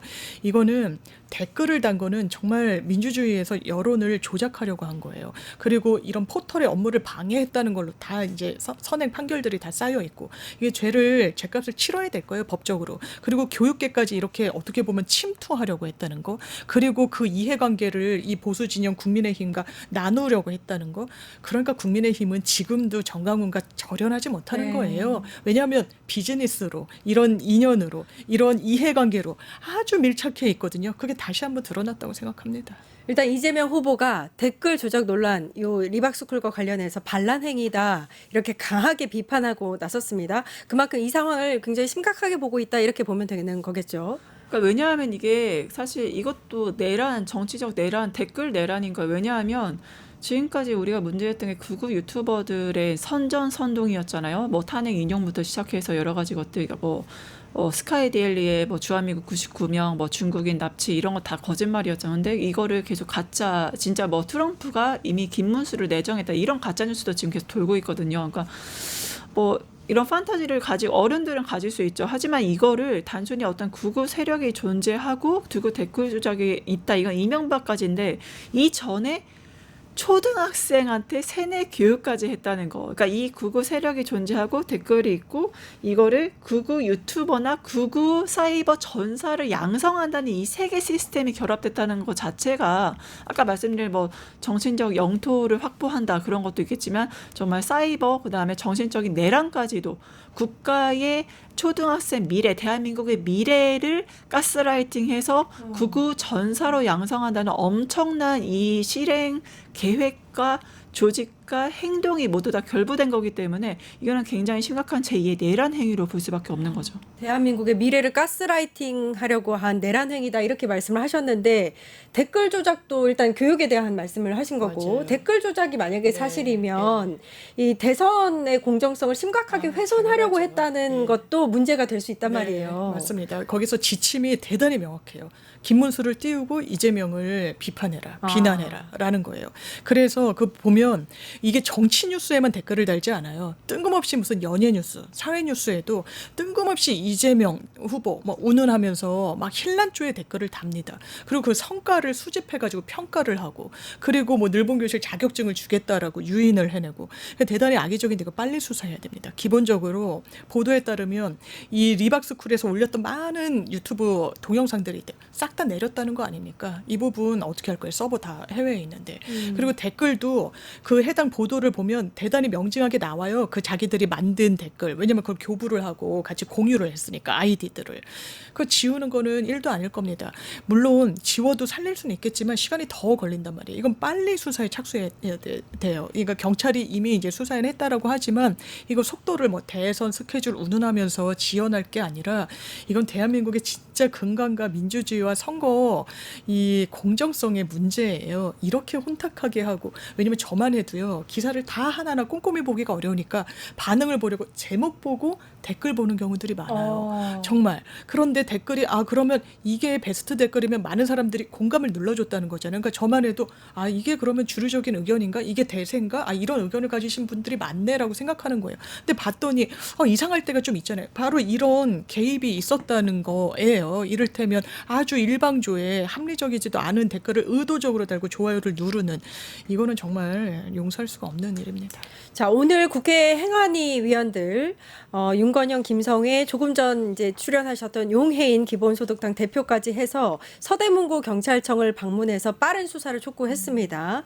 조금 전에 경찰이 리박스쿨 댓글 조작 의혹에 대해서 수사를 착수했다라는 소식이 들려오기도 했는데 말씀하신 대로 조금 더 빠르게 진행을 해야 되면서 이게 이제 제대로 수사가 될 것이냐라는 생각도 들고요. 좀 시간이 걸릴 것 같다라는 생각도 듭니다. 어떻게 보세요? 뉴스타파에서 이제 저기 맨 처음에 이 조직에 들어갔을 때 어떤 일을 하는지 그리고 어떤 혜택을 주는지 그리고 어떻게 양성이 되는지 다 보여줬잖아요. 그러니까 그거에 관련해서 아마 관련 증언들이나 구체적인 증거들은 이미 뉴스타파에서 좀 확보를 했기 때문에 하지만 지금 아무래도 대선 국면인 것도 있고 그다음 댓글 부대 실체가 이명박 때도 이미 밝혀졌지만 그게 제대로 된 처벌이 이루어지지 않은 사례들도 있어서 그거에 대한 확실한 증거 수집이라던가 이제 관련 처벌까지는 아무래도 사법 그 심사나 그런 처벌까지가 이어져야 되기 때문에 약간의 시간이 지금 당장 우리가 발견했다고 해서 바로 이제 관련자들 감방 가고 이런 것까지는 좀 기대하기가 힘들 것 같긴 합니다.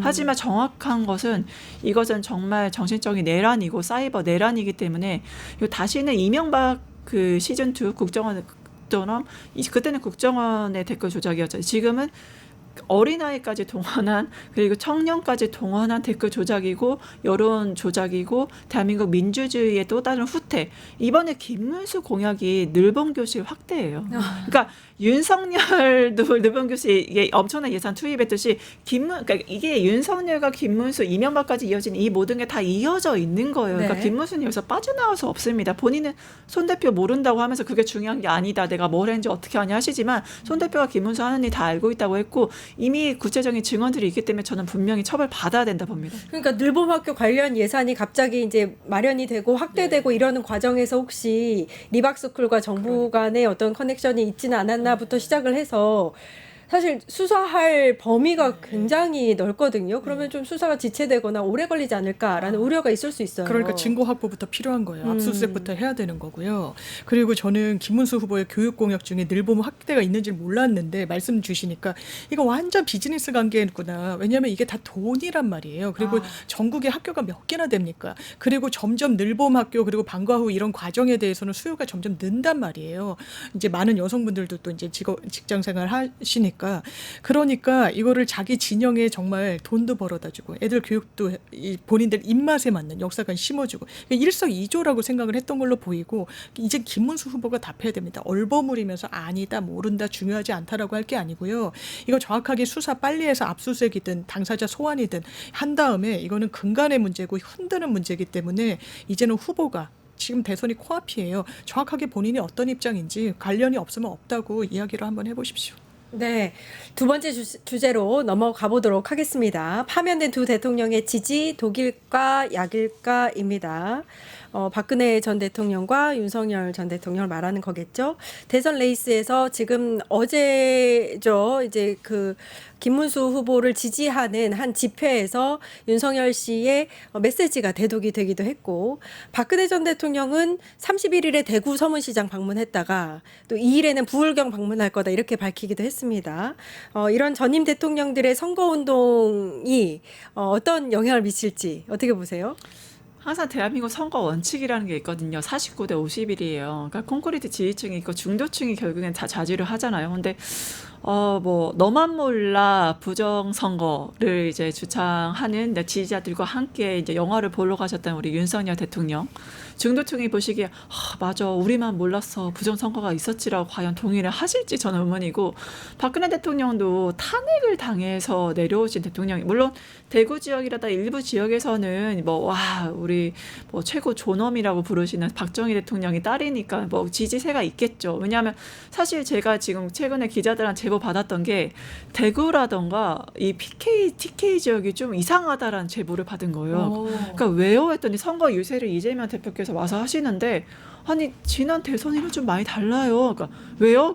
아니 보수인데도 엄지손가락을 치켜 세우시면서 이재명 대표 유세에 박수 치시고 이렇게 하시는 것들이 전에는 그런 것들이 마치 죄인처럼 느껴지고 그런 게 허용되지 않는 분위기였는데 이재명 대표께서 이렇게 열심히 유세를 하시는데 거기에 이재명 대표 지지하시는 TK, PK 지지자분들이 이렇게 하셨다는 엄지손가락 들면서 하셨다는 모습에 공개적으로 하셨다는 네, 공개적으로 그 이재명 대표님이 앞에서 유세하시고 그 앞에 무대 앞에 사람들이 몰리지 않아요. 근데 TK, PK 특히 대구 지역은 되게 그 눈치 보면서 한대요. 네. 그 불편해하는데 거기에 지지자분들이 모이셔서 이렇게 엄지손가락 이재명 잘한다 이렇게 막 응원하시고 박수 치시는 모습들이 그 기자가 좀 오랫동안 정치 유튜버 있었는데 되게 이례적인 모습이어서 놀랐다. 그러니까 아마 그러한 위기감 때문에 지금 박근혜 대통령한테 워낙 사정을 했고 지금 나타나신 게 아닌가 하는데 결국에는 콘크리트 지지층이 있고 중도층이 중요하죠. 그러니까 거기에 대해서 이재명 후보님은 정말 뭐 분열보다는 통합을 얘기하시고 두려움보다는 희망을 얘기하시고 과거보다는 미래를 얘기하시는 후보이기 때문에 저는 국민분들께서 현명한 선택을 해주실 거라 굳게 믿습니다. 전임 대통령 이게 국힘뿐만이 아니라 이재명 후보도 문재인 전 대통령과 봉하마을에서 오찬하기도 했고요.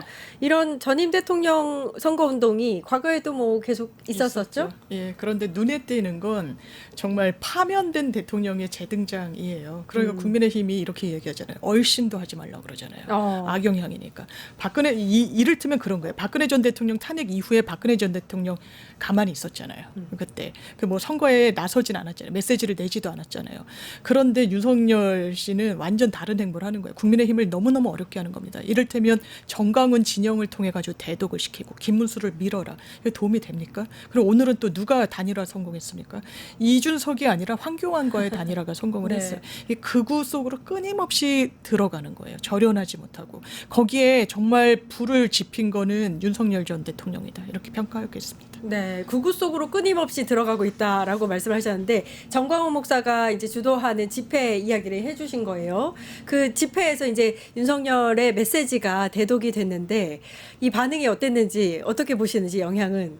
현장에 어떤 분들은 저는 그래서 윤석열 대통령이 약간 대한민국을 북한화 시켰다는 생각이 드는 게 막 울먹거리시면서 얘기를 들으시는 분들이 이렇게 영상을 봤거든요.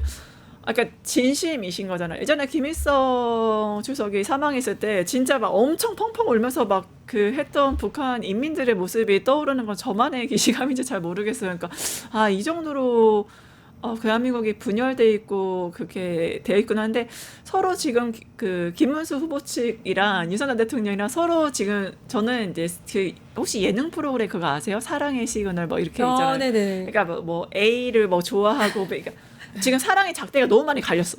그러니까 국힘만 오지마 너 싫어. 라고 사랑의 짝대기를 이렇게 막 돌렸는데 윤석열은 나는 국민의힘 여전히 사랑이 나 좀 봐줘 하면서 계속 그 사랑의 짝대기를 날리시니까 서로의 시그널이 너무 많이 엇갈리셨다. 그래서 윤석열은 내가 이렇게 김문수 후보 지지한다고 하면은 나를 이제 전직 대통령으로서나 국민의힘 대통령으로서 우대해주고 내가 당권에 있어도 영향력을 행사할 수 있겠지라는 이제 싹사랑을 열심히 보여주시는데 이제 국민의힘의 경기를 일으키는 대통령님 왜 이러세요? 이러지 마세요. 살려주세요. 이렇게 막 애원하는 듯한 모습에서 이게 짝사랑은 참 여러 가지로 위험한 거구나라고 느꼈습니다. 네. 이게 선거법 위반 이슈가 있어요. 사실 이렇게 특정 후보에 대해서 이렇게 대규모 집단에서 마이크를 듣고 지지를 호소하는 거는 선거법 위반이에요. 그쵸? 그러니까 대선 임박해가지고 이런 집회에서 정치적인 특히 뭐 특정 후보를 지지해라 마라 하는 거 완전히 선거법 위반이거든요.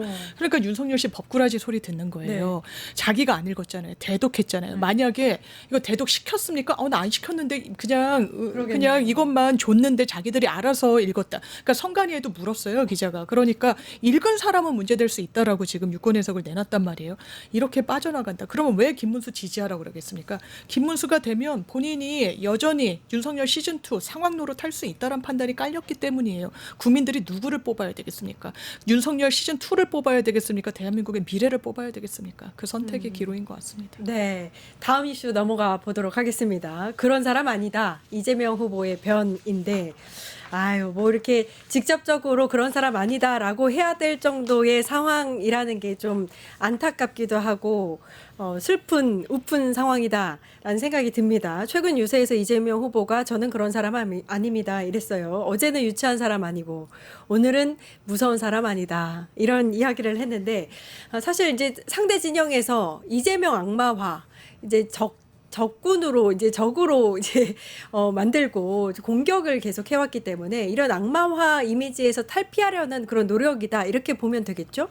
사실 이재명 후보님이야말로 지난 20대 대선 때도 마찬가지고 이 댓글 공작의 최대의 피해자예요. 그러니까 그때도 이제 이미지 싸움으로 했었잖아요. 그러니까 이번에 뉴스타파에서 지금이라도 밝혀진 건 참 다행인데 아마 20대 대선 때에도 이명박 그 댓글 조작 팀이 그대로 투입이 돼서 이런 이미지, 부정적인 이미지 만들어냈을 거예요. 그래서 뭐 자성군도 있고 여러 가지 활동하다 여러분들 지금 한번 네이버 댓글 한번 들어가 보실래요? 너무 깨끗해요. 클린 앤 클린이에요. 클린 앤 클리어 해가지고 그러니까 지금까지 얼마나 많은 댓글 부대가 일하고 있었는지를 그러니까 이번에 뉴스타파 딱 터지니까 관련 동영상 다 지웠어요. 야. 그리고 댓글 부대 다 사라졌어요. 뭐 진짜 완전 청정 갑자기 뭐 미세먼지 없는 청정 대한민국을 보는 것 같은 느낌인데, 그러니까 이런 가짜 이미지를 통해서 진짜 준비돼 있고 경제적으로도 경제 살리고 우리 먹고 사는 거 살려줄 대통령이고 유능한 대통령을 이 사람은 이런 나쁜 이미지를 조작을 해와서 얼마나 많이 이게 조작을 해왔는지를 정말 이번에 댓글 부대가 없어진 걸 보고 저는 느꼈거든요. 그러니까 후보님 얼마나 억울하셨겠어요. 그러니까요. 본인은 진짜 준비했는데 일 잘해서 시켜만 주시면 뭐든 다 잘하실 수 있는데 제발 기회 한 번만 달라는데 좀 이번에 뭐 며칠 전에 댓글 부대 없어진 건 좀 아쉽긴 하지만 이제 진정성 있는 마음으로 저 그런 사람 아닙니다 하는 것들이 저는 중도층 분들의 마음을 좀 움직여서 이제 6월 3일 투표 현장에 가시지 않을까라는 그런 간절한 마음을 좀 가지게 됩니다. 아니 한 사람을 이렇게 조직적으로 완전히 진짜 완전히 나쁜 사람으로 몰아간 건데 그런 상황에서 이제 대선 후보가 된 이후에 나 그런 사람 아닙니다 이렇게 이야기하는 거잖아요.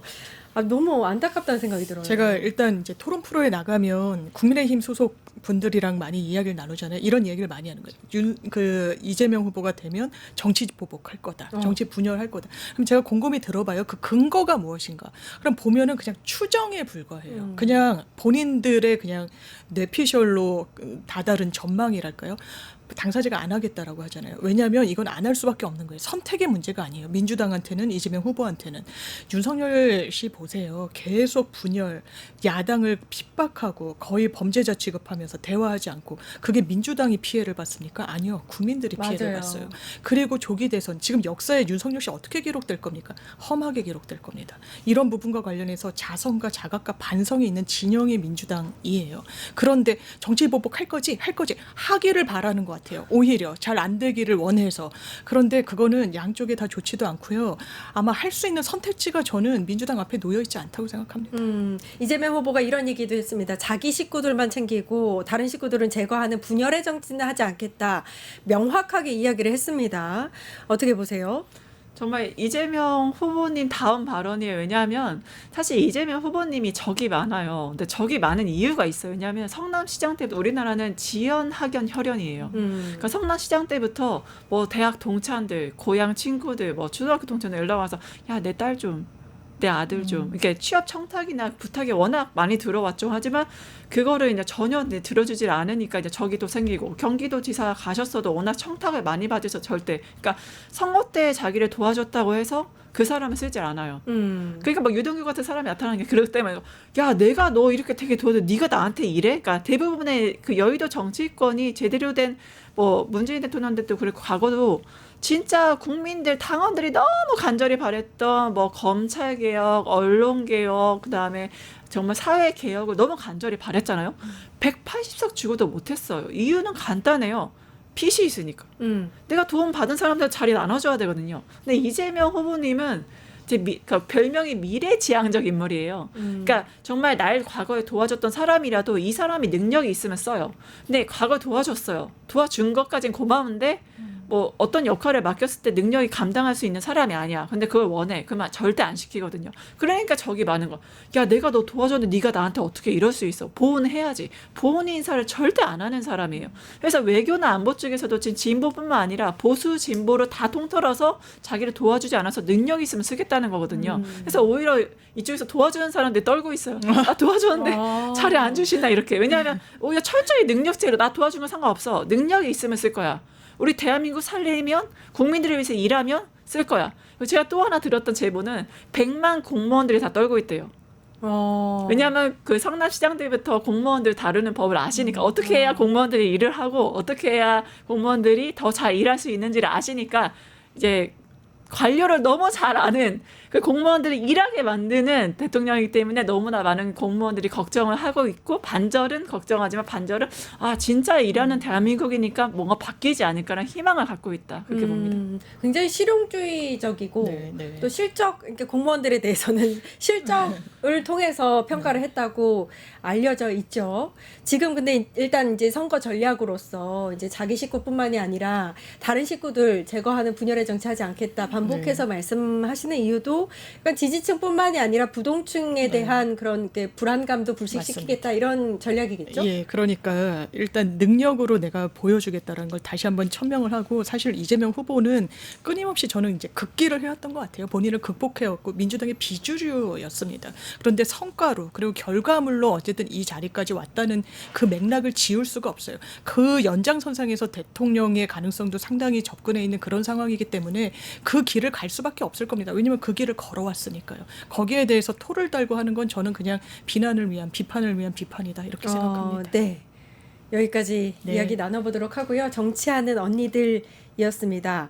저희 6월 3일에 그 개표 방송으로 공개 방송하는 거 아시죠? 아, 전소희 예, 변호사님 공개 방송 오시는데 하시는 거 알아요. 장윤미 변호사님은 오시는지 안 오시는지 아, 제가 몰라서. 이제 다음 날 옵니다. 아. 뉴스토마토에 6월 4일 새벽에. 그러니까 6월 3일도 한번 그러면 워낙 방문을 인기가 잠깐 많으셔서 섭외하는 곳이 인기는 많으십니다. 없지만 네. 예, 4일 날 그래서 오기로. 다른 방송 삼일 날. 있으신가요? 네, 그 네, 시간에? 네. 아쉽습니다. 네. 원래 인재는 빨리 아유, 충전됩니다. 아닙니다. 네, 알겠습니다. 장윤미 전 더불어민주당 법률위 부위원장님, 전수미 더불어민주당 선대위 대변인님과 함께 이야기 나눠봤습니다. 감사합니다. 고맙습니다. 네, 조금 그러면 전 꼭 투표 제발 투표 여러분의 소중한 한 표 너무 중요합니다. 한 표 너무 중요합니다. 투표해 주세요. 네, 투표 꼭 해주시고요. 이렇게 전수미 변호사님을 오. 봐서라도 투표 꼭 제발 제발 해주셨으면 좋겠고요. 투표를 하시고 나서 6월 3일 오후 6시에 대통령 선거 개표 방송, 개표 공개 방송 저희가 합니다. 뉴스토마토 내란 끝장쇼. 오늘 출연하신 전수미 변호사님도 나오시니까요. 이 토마토 빌딩 지하 1층에서 하는 내란 끝장쇼 함께 해주시려면 오른쪽 하단에 있는 QR코드 스캔하시고 신청 꼭 해주셔야 합니다. 오후 6시부터 2시간 동안 펼쳐지는 내란 끝장쇼, 다양한 뉴스 콘텐츠와 함께 가수분들의 공연도 함께 할 수 있습니다. 같이 모여서 이 공연장에서 개표 방송 보는 그 재미도 굉장히 의미 있을 것 같습니다. 많은 분들 참여를 부탁드립니다. 끝장뉴스 저희는 내일 오후 4시 50분에 다시 찾아뵙겠습니다. 함께해 주신 여러분 감사합니다. 감사합니다. 뉴스토마토 대선 특집 내란 끝장쇼. 뉴스토마토에서 6.3 대통령 선거의 개표 공개 방송에 구독자 여러분을 초대합니다. 내란 속의 윤석열의 파면으로 헌정 사상 최초의 6월 장미 대선이 펼쳐지는 가운데 과연 21대 대통령은 누가 될 것인가? 역사적인 순간에 뉴스토마토의 알찬 뉴스 콘텐츠와 풍성한 즐길거리를 모두 모아 준비했습니다. 6월 3일 오후 6시 이 토마토 빌딩 지하 1층 토마토홀에서 펼쳐지는 역사적인 순간. 뉴스토마토 대선 특집 내란 끝장쇼. 여러분의 많은 관심과 참여 바랍니다.